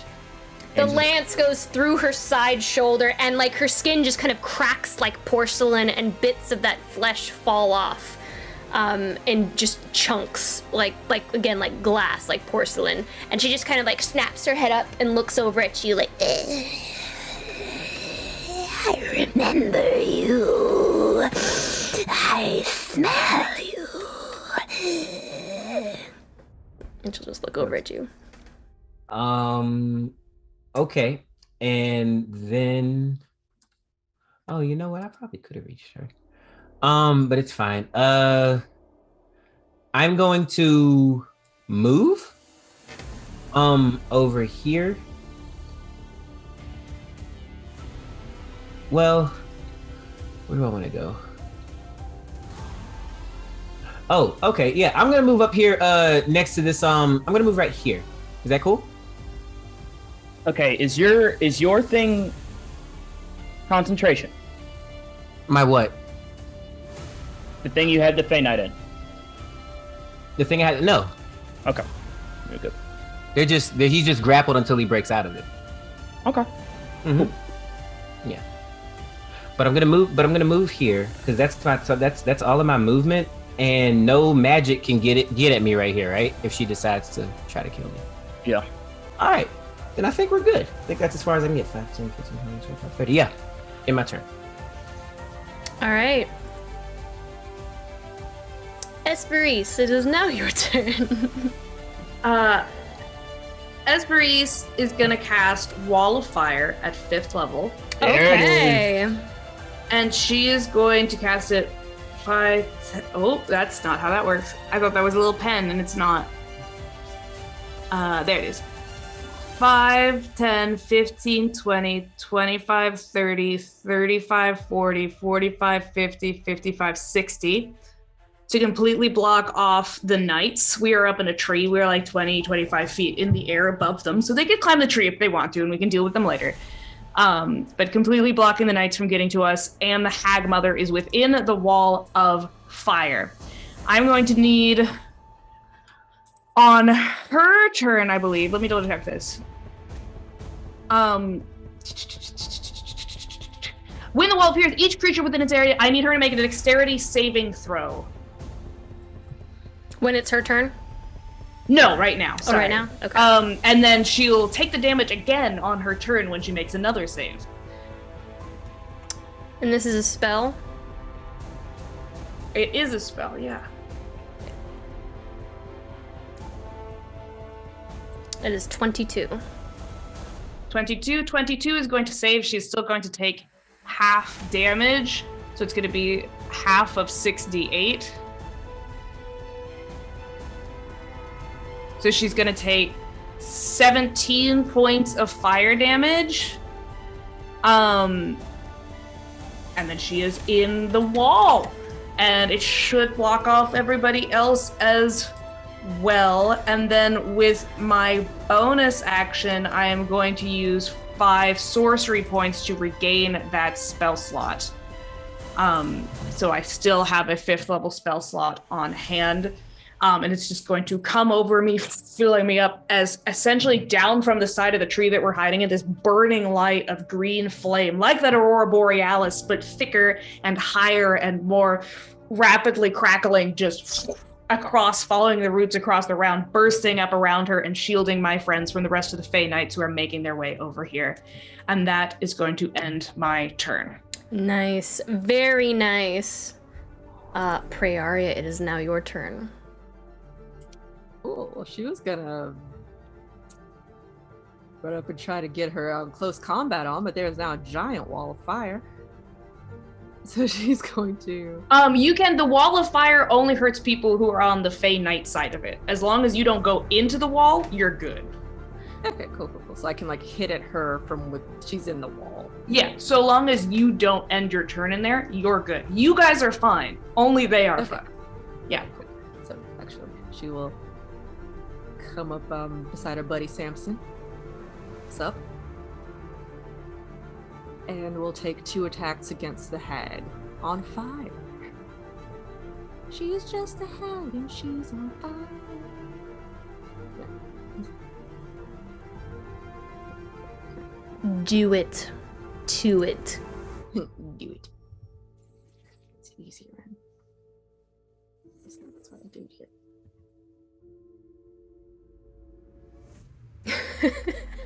Okay, that's a 21. I'm just really, really into the creepiness, that's all. And a That does hit. 19. That does hit as well. Excellent, excellent. I'm channeling it. You're doing a great job. I'm just reading the comment. I feel like Lauren really likes this character.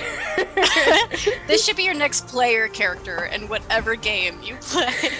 Oh my god, that would be crazy. Just the clumps of hair that she leaves wherever she goes in her wake. Alright. Those both hit. Roll that beautiful damage, pray Arya. That's okay. Sorry, I forget how much to add.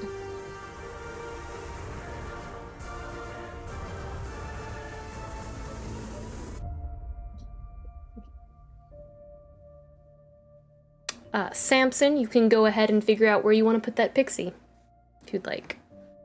Yes, please.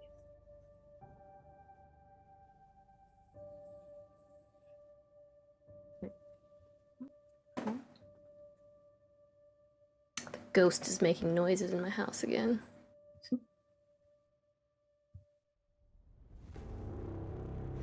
Punch. Humphrey? Every now and then, our bed makes noise, like someone was sitting on it, or somebody sitting down, or stands up, and it just... That, like, if you ever see me, like, turn like this on stream, that's because I hear it. It's not creepy at all. It's not creepy at all. 30 points of damage. 30 points of damage to Le Mother of Hags. Yes. Hot spam. Is that an injured side on her? Oh my god, we're doing it, guys! Just He's yell over the taking songs, I remember damage. you too. I see something that says badly injured. Oh yeah, oh yeah, oh yeah. Keep hitting. Right, and I will end my turn. Samson, where are you moving that pixie? So this pixie has moved itself to the left side of Samson here, in such a way that it does not affect the wall of fire in any way. It also does not encompass Venali or Esperise, but it does draw a direct path between them and the hag. I see that. So they cannot be targeted by Any spell her attacks. her eye rays. Very nice. Very, very nice. And that is the end of the round.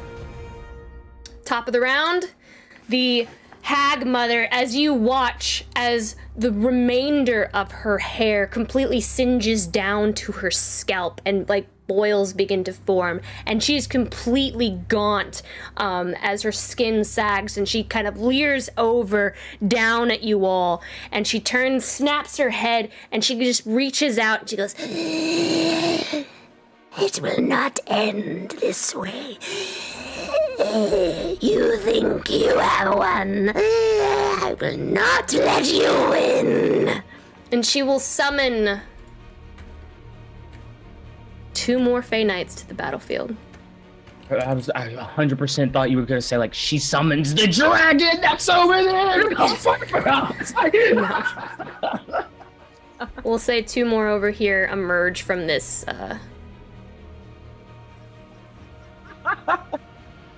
And they are. Here we go. They are added to the. Where are they at in the initiative? I'm rolling their initiative now. Oh yeah, That's they're okay. like next. They're just gonna be extra friends eventually. And they have been added to the initiative. Top of the round.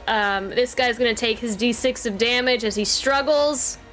You want to roll that for me, my man? Yeah. You just gotta roll higher than a 3. There we go.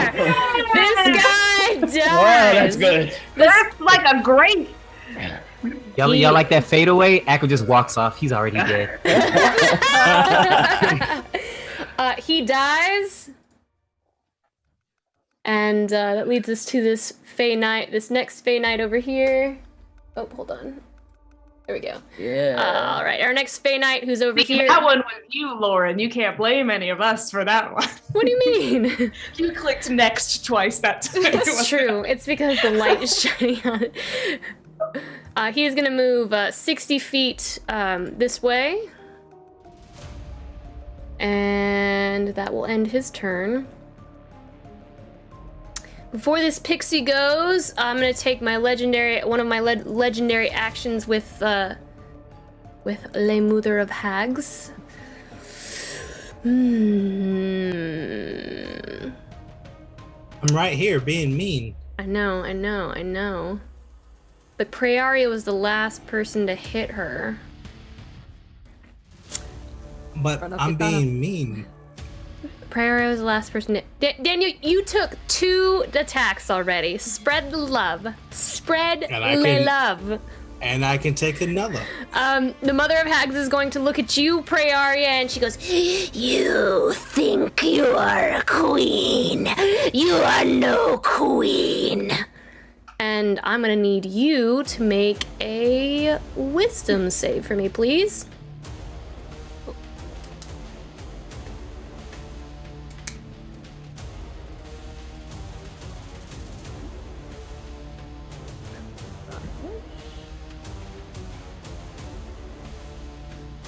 Okay, that'll be a 17. That fails. Oh, wait, Bardic Inspiration? Yeah. You would have had to roll. You have had to roll it before you found out the outcome. Oh. Fine. That's how it goes. Sorry. Unless I'm incorrect, I'm pretty certain you have to roll that before you know the outcome. Hang on, let me check. No, you do. You do. Yeah. You do. You definitely do.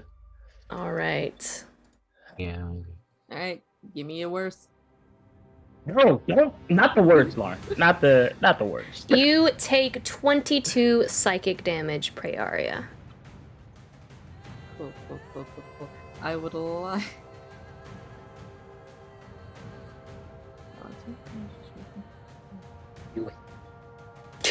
Christian is so antsy over there. Oh yes, Do it. it. Do it. I want to do this right now. Okay, I'm just gonna do Uncanny Dog. Wait, nope. Since you can attack, you can see. You can see this attack. Oh, you can attack. Yeah, Okay. you can candy dodge this. Cool. Uncanny Dodge it. So that's 11. Is that 20?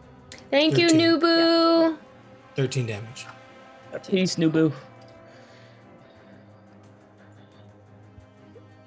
Murder. All right, that ends her legendary action. Pixie's turn. The one over by Akron. All right. Can I say something to it? You won't. Oh my god, please. I like that. Please That's roll what the that pixie Pixie. says. Please What roll you that want? Pixie. What you want? What you want, baby? sweet child, what you want? What you want? Oh my god. Go. Keep those two up there, away from Samson and Praeria. Keep them as close to that wall as you can. I'm weak, baby. Can't you wrap people up? I am weak, baby. I'll Okay. move right here. Okay. And, This is the best part of this entire fight right now. She goes. Listen, you're only as strong as you think you are. Okay. That's I what my cast mama tells me. motivational speech on this pixie. I love the image of this so that she pixie can just believe in looking him itself. up and down. Yeah. Okay. Okay. I'm over here with I can't one get hit this point. dress dirty.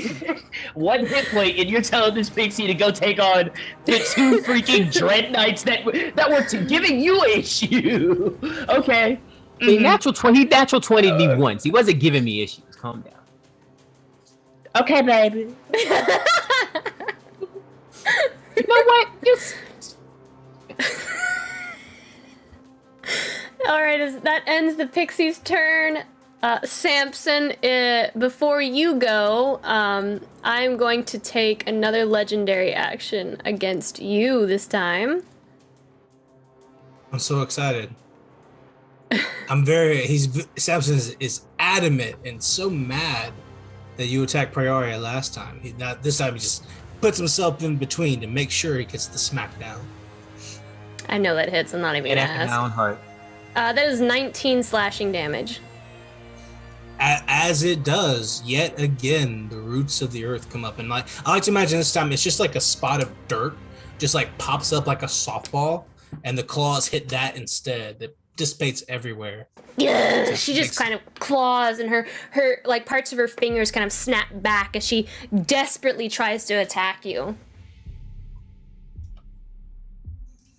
But it does not hit. Your special feature. What is this? It hits. It's temporary hit points. It hits. What is this feature though? I want to know what it's called. It's called Tomb of Levistus. Oh, that is awful. And I hate it so much. And no NPC can take it either. I get 110 temporary hit points. It's only a PC feature. Like that's rules. Lame. Samson, is now your turn, Samson. Well, here's the more lame part about it. That ends my turn. So Tomb of Levistus goes. So at the end of your next turn, Tomb of Levistus goes away. While you're in the tomb, you can't do actions or reactions or anything. Okay. That's the take, I guess. That makes sense. With Samson being so adamant about getting struck and hit and taking the attention of the hag this whole time, he's sitting there and he feels confident because the land is protecting him. And then he looks down and that magic fades and he's just standing there in front of the hag again. And his turn is over. It is now this Fey Knight's turn. That's what we call balance. He is going to run over to you, Ludin. Why can't I move you? Because he doesn't want to come, Lauren. Why won't you move, my friend? I say, hey, pick on somebody your own size. He's afraid. Are you gonna force this soldier into a fight he doesn't want to be in? Wow. Yeah, no, you don't. I think that's exactly what the hag does. Actually. Guys, oh boy, you're really trying to milk it up. There we go. Everything's great. Look it in the eyes, Ludin. No. He is going to take. He's going to take 2 attacks against you, Ludin. Let's go. Hit. Cutting words on one of those. Okay. Yeah, if he does the second one, well, actually, I can't say which, but I'm gonna be quiet. Roll your cutting words. Mm-hmm. So what do you say in your cutting words? Fuck you. That works. Fuck you. I go, what's your name? Oh, like the Ezekiel. What? No. Ezekiel. He's making a TikTok reference. What'd you get? Only a 2. It wasn't great. It doesn't matter. Regardless, neither of those hit. If one of yeah, you're fine. So one hits. Yeah, only one would hit. All right. Oh, sweet. All right, then I did my job. Yes, you did, because I just took. You take 25 slashing damage from the Fey Knight, Ludin. Alright. Please make sure you're updating your HP in Forge, guys, so I'm aware of what everyone looks like. Don't worry, I'm updated. All right, and that will end this Fey Knight's turn. Finali, it is now your turn. Okay, I suppose since no one updated, everyone is perfect. Everyone is uninjured, apparently. I just updated. I'm just at updated mine. I'm barely injured. I'm fine. Okay, I have a question. So, she has a lot of eyes on her, right? Like, I've been hitting them this whole time. Mm-hmm. If I try to blind her, can I, like, try to blind her with all of the eyes? You can certainly try. Okay, I'll try. 2 legendary resistance. I'll do my best. Okay. Okay, blindness. And then I think you have to, you have to take a Constitution saving throw. As you go to cast the spell and it begins to web out towards her, her eyes just kind of look at you, look in that direction, all at once surrounding her head, and your spell just kind of disintegrates back into your fingertips. I'm gonna counterspell her counterspell. It is just flavor. She is immune to being blinded. Damn it! It is just flavor. That's just me flavoring the narration. She is just simply immune to being blinded. Well, okay then. But okay, I don't think there's anything else I can do. Ben, What? you're doing great. Just keep that concentration on. Yeah, that's really all I can do because I don't think I can great. take anything else. Just stay alive and stay away from getting hit. That's all I need you to do. Oh, okay, fine. I guess that's my turn. We're gonna take this hag down. Can't do anything physical as a bonus action, can I? I don't think I can. No. I flip her off. I'm done. Turn done. Well, that leads us to her turn. Dexterity saving throw, please. I believe that's at the end of her turn, so she has to Maybe. move. She just has to move out of this little spot she's in right now. And so she will move here, which should take her out of that. Yeah. And she's going to...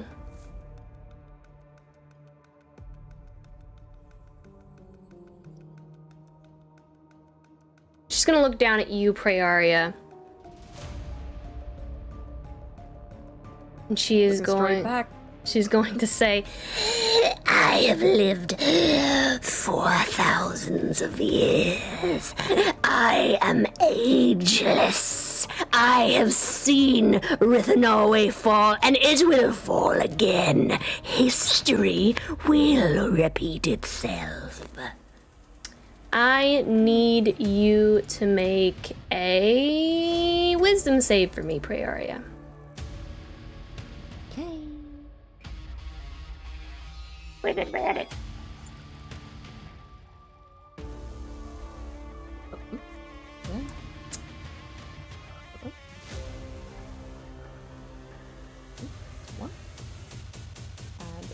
What are you doing, Christian? I'm making concentration checks. Oh, okay. I believe that is gonna fail. Yeah. It's 13. You will take 55 psychic damage.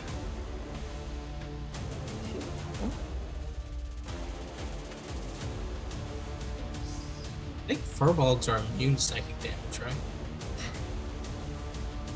Yeah. That came out in Like Xanatar's guide, actually. Yeah! No, they're not. Sorry, Lauren, check your sources, but I think right now you've been outrun. Hey, thanks for the raid, Lawful Stupid RPG. Don't worry, we don't actually play like this. Lawful Stupid RPG is here. Thank you, Lawful Stupid. Hey guys, we're doing it. We're having a big boss fight, a huge boss fight, but more importantly, we're doing a giveaway right now. Just to let everyone know, we are giving away a set of beautiful dice from Mithril Armory. Let me show them on screen. They are metal. They are currently doing a Kickstarter. Danny, tell us about this Kickstarter. It's beautiful. They have a lot of heavy metal dice. We are giving away the gold set, and it ends tomorrow. So this is the last night this Kickstarter is actually going, and you guys should definitely check it out. Check their website out. Yep, we linked them. We want to hype them up because they are amazing. So please go check them out and buy some dice for your collection. Now join us as death is going to hit one of us soon. Either us or her, so we'll see what happens. Yes, so and you can use command loot or command ticket to enter. You'll get a confirmation in chat. Make sure to follow us for that entry as well. Let's do. Go ahead. Prey, are you really barely injured? Did I? I just updated it. You've taken a lot of damage. Okay. just want to check. I don't need to know right this second. I just wanted to check because I thought that you were having the time of your life out there. You've taken a lot of hits. I've taken a couple. Price fine. Fine. I'm gonna take while Prayaria figures that out. The hag is going to snap back the bones of her fingers, and she's going to reach out to claw into you, Samson. Does an 18 hit? Is an 18 hit? Mm-hmm. Yeah, yes it does. And Prayaria, she's going to rip off the side of her hand and use her own arm from her elbow. She's going to use her own hand as a mace to claw at you. Does a 26 hit? Yeah. Wait, so she slapped me, pulled off her arm, and then hit Prayaria with it? Yes! Flavor it, Daniel. Flavor it. Oh my god. Incredible. Samson, you take 14 damage, and Prayaria, you take an additional 18 damage. Cool.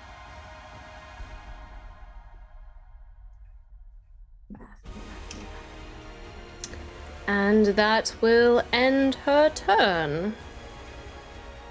All right. Luden's gonna use his bonus action to cast Zephyr Strike and run 60 feet this way. And take 2 more strikes at the Mother of Hags. The one with advantage. The one with advantage, I'm going to... whatchamacallit?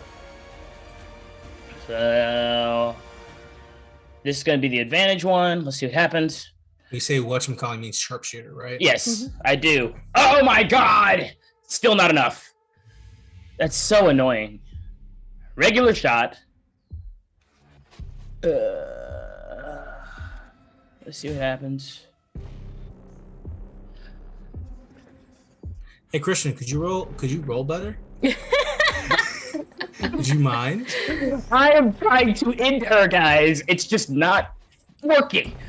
All right, Luden, I got her. That's the end of my turn. God dang it. All right, it's on me. Guys, Let's go. I need you guys. I'm gonna look at everyone's faces here. I need you guys. Have I taken any legendary actions this round?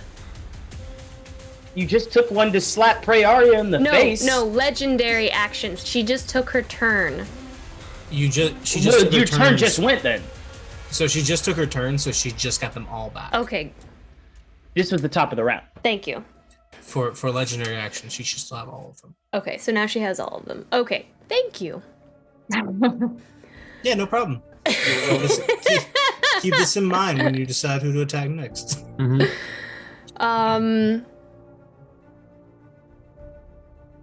Sorry, Daniel.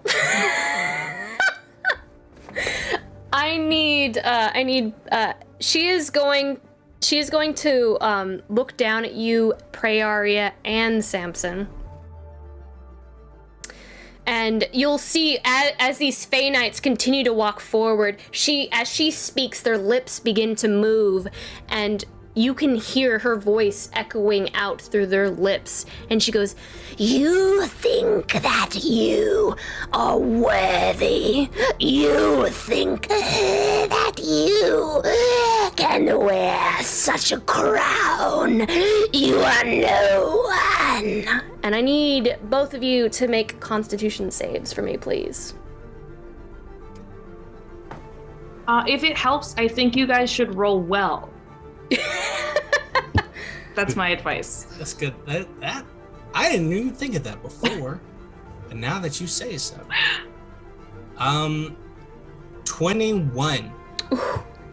It fails. How close is Akron? How close is Akron to me? Is it 30 not 10 foot? feet. He's not 10 Yeah, feet. no, because I split classed. You're 25 feet away. Prayaria, what is your save? It's not. It's a 9.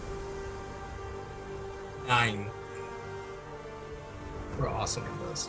What kind of save was it? Was it a wisdom? Don't you get advantage on it? No, it's Constitution. It's con save.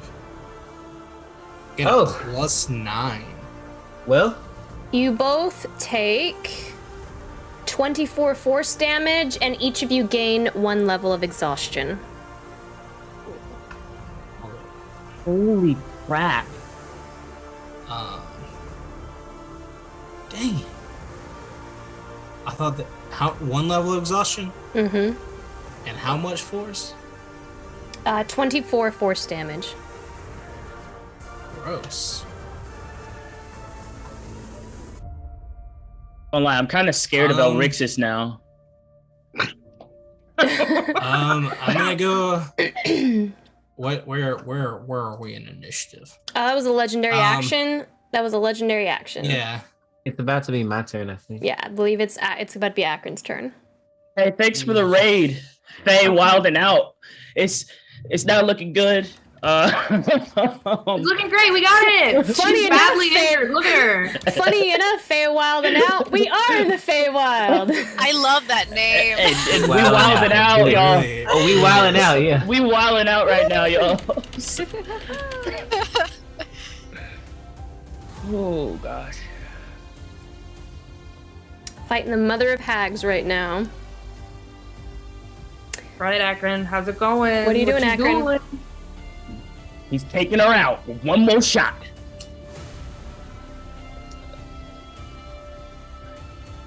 He's the Superman puncher.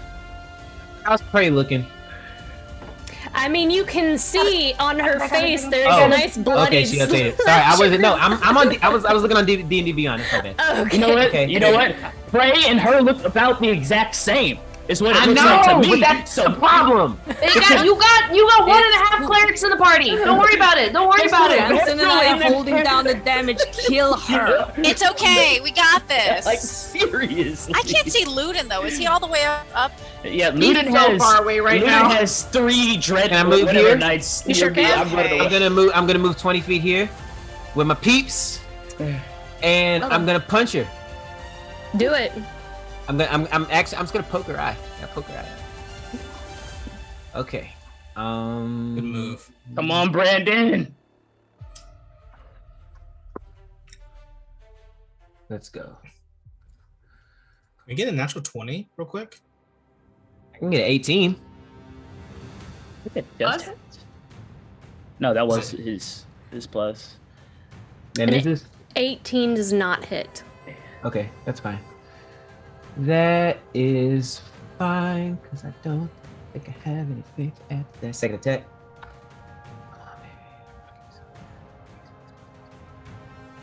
22. 22 does hit. Let's freaking go. All right. Now for the fun part. I'm going to absolutely unload on this lady. Let me see. One punch. One punch manner.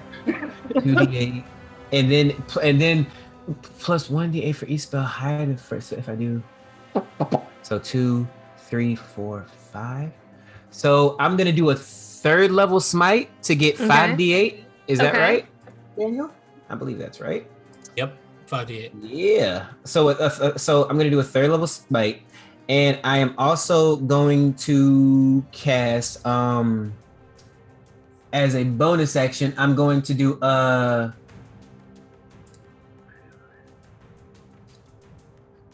thunderous smite on top of that. Okay. So that is a 68 plus 3.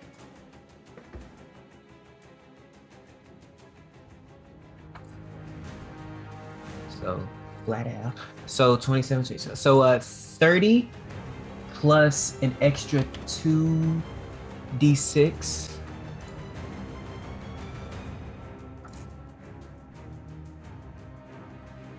Beautiful. Beautiful. So 39 points of damage, and I need a strength saving throw from her. 16 is a DC. All right. Strength saving throw. Mm-hmm. All The fact right. that she's taking the strength saving throw means she's still alive. Yeah. That's Don't say messed she's up. near death. 13. I did 39. That fails. She will use her legendary resistance to succeed. Of course she does. That's fine. Okay, yeah, because I missed with the first one. That was my second attack. Oh. You already used your bonus action. I did. That's it. And I just stand there, fist up. All ready right. ready to defend my queen. You hit her, you punch her, and as your fist hits her cheek, it's weird because she is made of, like, you can clearly feel her flesh. It's very leathery, but as you hit, it kind of shatters and breaks apart like porcelain, and chunks begin to fall out, and you see the hollow darkness within her jawline as you hit her, and she just kind of screams outward, and at the end of your turn, she will take her next legendary action, and she will kind of like brace herself in the dirt, clawing, and she will look down, continue to stare down at Praeria, and she goes, "Would you like to know how they died? I was there. I ate out their hearts, and I will destroy and eat yours as well." And I'm gonna need all 3 of you now, because you are now within radius, to also make that Constitution saving throw again. Cool. I'll get the radius stuff. Everybody gets +3. Yeah. So hopefully that helps. Con save? 22. What's the number we're aiming for, guys? Okay, Raina, that was not good. That wasn't 22. Daniel. I have a question, Lauren. Yes? I am a sentinel. Whenever you attack a creature within 5 feet of me, I get a reaction to attack you back. Does this count? Does this count for that? Since you're attacking all 3 of us, I get to smack you again. Sure. Awesome. Sure, you can do that at the end. I also have Sentinel. I would also like to slap. Sure. Fucking awesome. Raina fails. Daniel, what is your total? You're muted.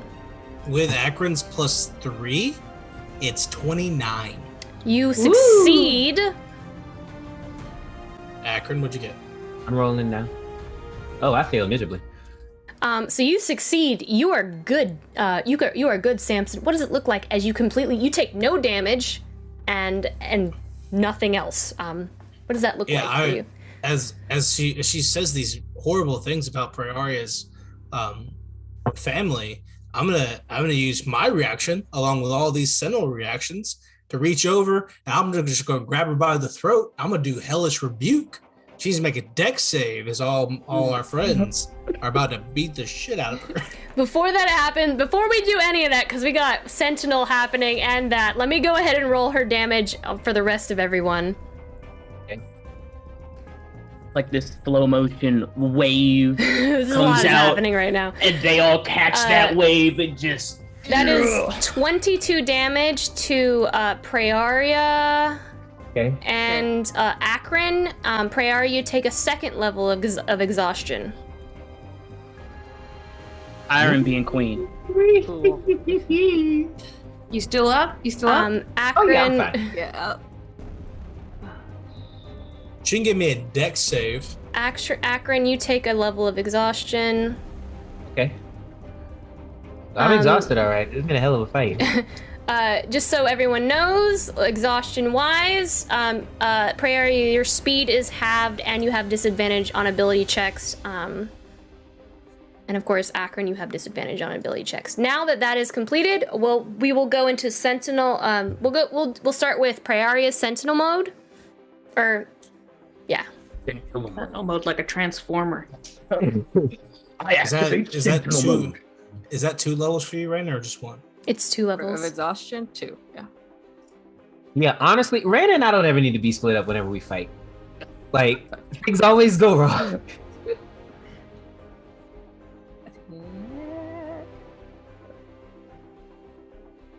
Okay, dirty 8? 20. That will hit. Bite their head off, Prey. Your head off. Let's see it. She's near death. Unhinge that verbal jaw. I think everyone gets advantage because they just attacked her, right? She they gets just attacked attacked her with Hero's Feast, right? No, that was Brandon's thing. that was With only Motivation if they had the Speed. temporary hit points still from Akron. Oh. Yeah. Okay, never mind. Sneak attack? Sneak attack. Sneak attack. Sneak attack. Yeah. That'll be 23 points of damage. 23 points of damage. Yeah. How do you want to do this? Not yet.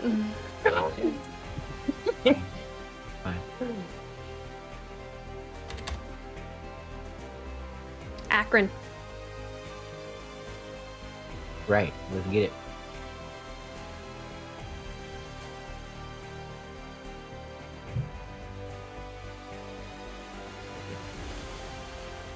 It's only a 17.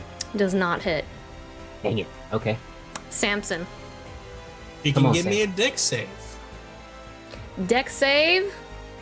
Mm-hmm.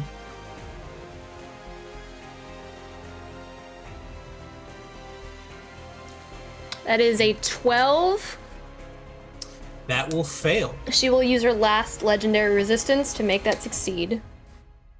Okay. Hey, that's good though. They're burned. Yep.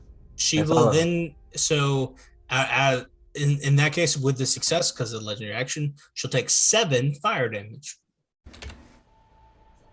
As Samson reaches up and grabs her by the throat and just kind of pushes her into the wall of fire right behind her a little bit, just so that those flames engulf her along with the hell fire. She screams and writhes as her long, abnormally long arms kind of flail outward towards you.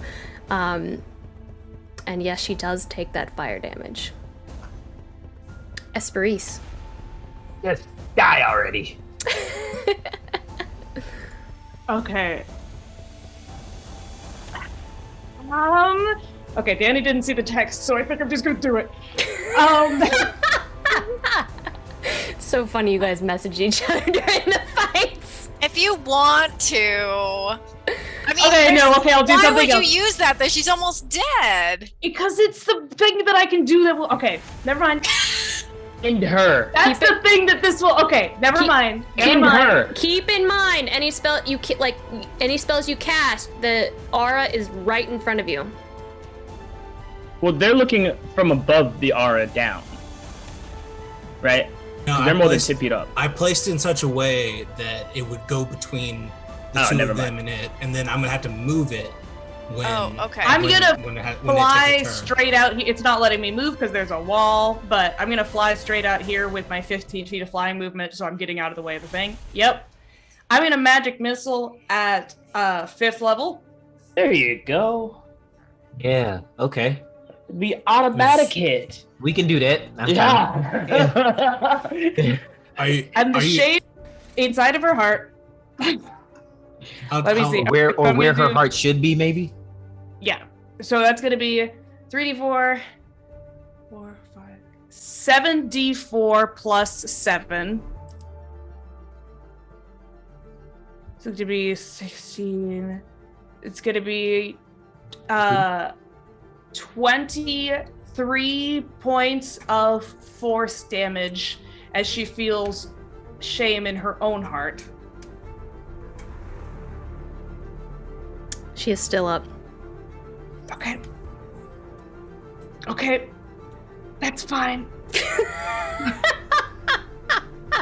I could have disintegrated her, but I didn't. Because Danny said, no! There's no point in doing a good spell. Does that end your turn, Esperise? I guess so. Yeah. It leads us to the Fey Knight. The Fey Knight is going to move out towards you, Akron. What up, bruh? And is going to take two attacks against you.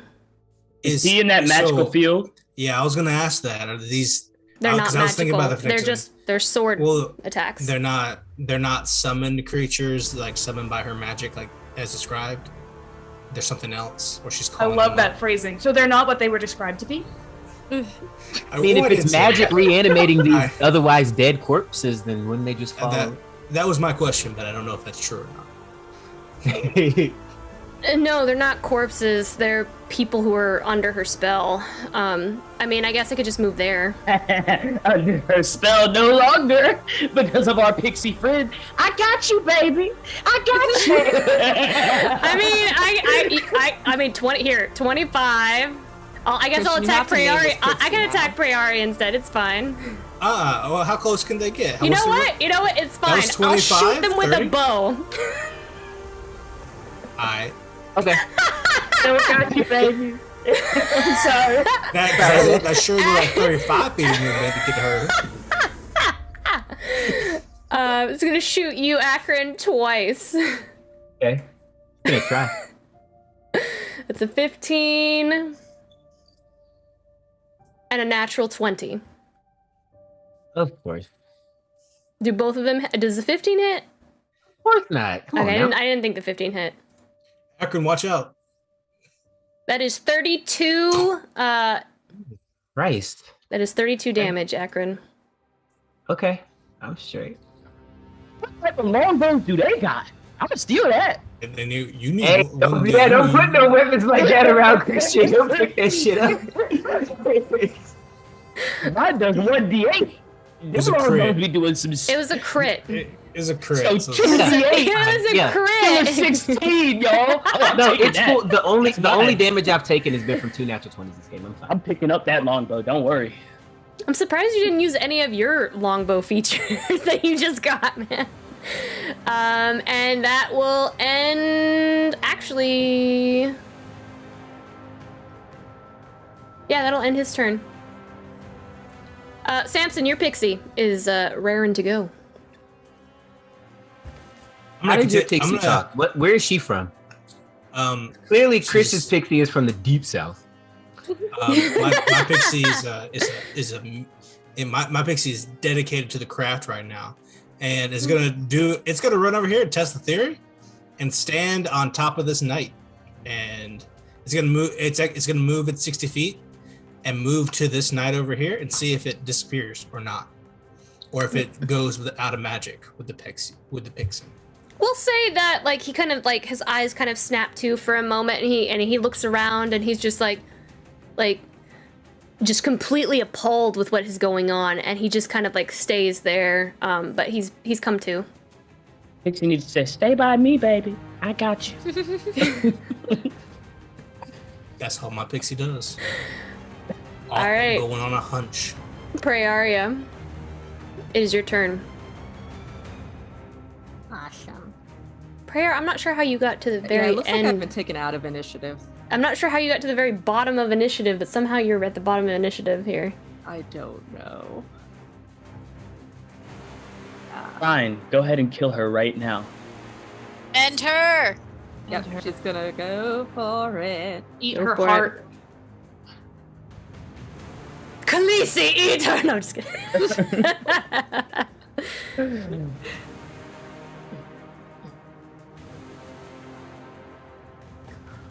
Goblin only bow. That's the 22. hit. That hits. Well, the natural one does not hit. You got all the sneak attack. You got all the stuff. This is it. This is the one. Okay. Max damage. There you go. Mm-hmm. Holy crap! There you go. 24 points of damage. Prayaria, how would you like to end that which has made the ancestors of your family suffer? How would you like to end her? She's gonna bring the blade up right behind her head so she can feel it on the back of her neck. She's gonna look her in her eyes and say, I don't care where you've been, who you are, or what you think. Thoughts of a dead man don't concern me. And she's you gonna chop her head. slice and just... She screams as her head just spins around and rolls down onto the ground. And she is no more. Her body, her knees hit the ground and just begin to shake and tremor as it just slams itself into the ground. And the mother of hags is no more. The mother of hags who helped bring down the Rithanalwe family, your ancestors, and how rightfully so that you should end her this day. And somewhere you feel on your shoulders the hands of all before you, and they are proud. She said she ain't got no nipple. As the mother of hags so close. Dissipates, and the flames of Esperis's spell begin to lick up, and she just continues to burn into nothing but ash. You see slowly, blooming from the wall, I believe it's the west wall, a set of Esperis. Purple flowers flourishing down the side of the wall. Dame's Rocket, Dame's Violet, the mother of the evening, Esperis matronalis, the flower from which you were named, Esperis.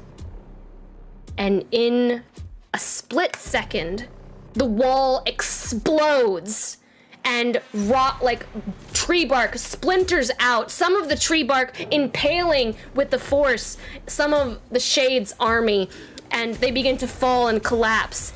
And there you see your brother Avriel, and he looks up, and your eyes meet, and he raises his sword, and he is ready to lead you, the Silent, into the depths of the Shade Witch's castle.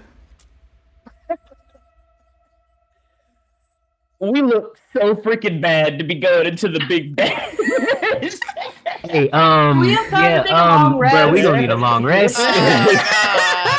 We look so, I could imagine him busting through and then looking up Esperis just coming at everybody and being like, wait, what happened?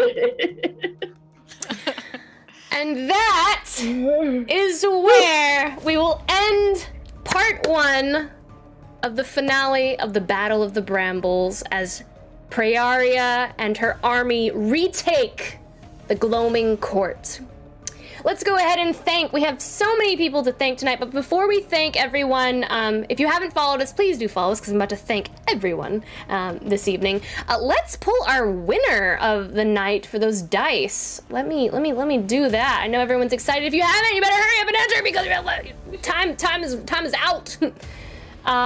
Let's go ahead and close the giveaway. We're gonna pull a winner.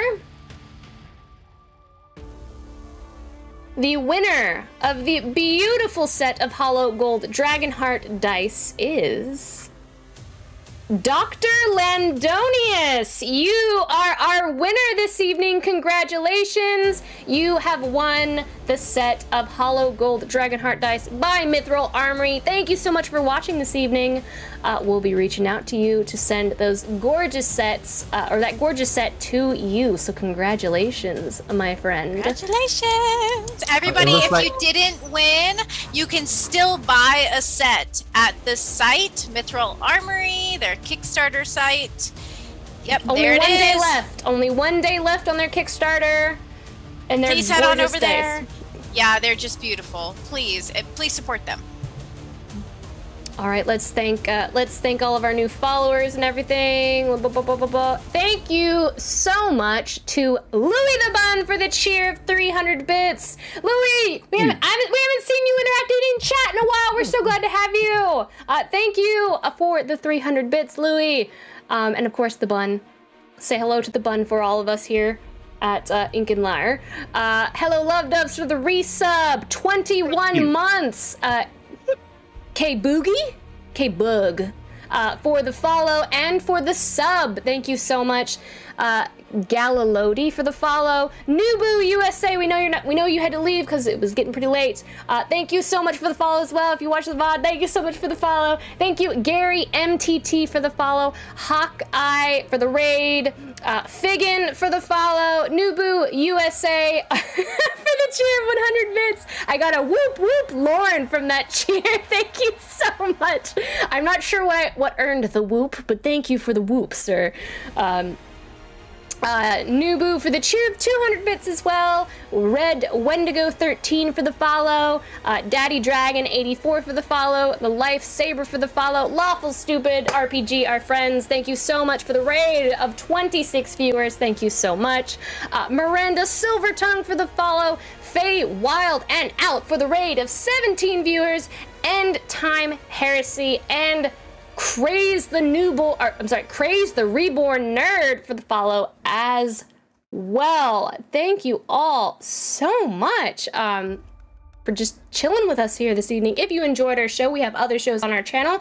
Wednesdays, we do our Iron Valor show, which is where we play through Wizards of the Coast modules, and we are currently playing through Wild Beyond the Witchlight. You can also see Deanna over here. Deanna DMs that game. You'll also see Danny in that game as well as Raina in that game as well.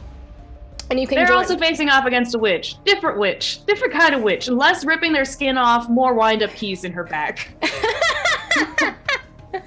But you can join us. You can join us for that on Wednesday at 8:30 p.m. Central Standard Time. Iron Valor is very different as well. You get to be a little bit more interactive with the game. If you've been watching this entire night, you've been earning Valor tokens that you can redeem live on stream to give luck to players. You can curse the DM, bless the party. It's a lot of fun. And you can join us for that on Wednesday at 8:30 p.m. Central Standard Time. And then I believe we're having a special short rest with Deanna and Danny. Is it tomorrow? Very special. Is it tomorrow? It's tomorrow at midnight, right? Tomorrow yes, at 9 midnight. Pacific, 11 Central, midnight? No. It's midnight Central Standard Time. Midnight Central, you're right. Yeah, it's a special After Dark special. We're playing Nekopara Catboy Paradise. We're trying some dating sims. That's what we're gonna do with short rest. It should be fun. It's going to be a lot of fun. We hope you'll join us for that as well. Other than that, who are we raiding tonight, Daniel? We're gonna raid D&D Beyond. We're gonna raid D&D. Really? Yeah, they're Are we the running only stream ones right up now, right now? No, like they're running a there's quite a few. stream, and we love their product and they do a great job. So Awesome. And we met them. yeah, we know those people. So it's, All right, we're gonna raid D&D Beyond. Thank you guys so much for joining us this evening. We hope you had a blast. Thank you for being a part of our channel. It's because of people like you that make our channel as amazing and awesome as it is, and just thank you for being a part of it. But other than that, we will see you next Monday for more Fate's End. Thank you for joining us this evening, guys. Let's raid!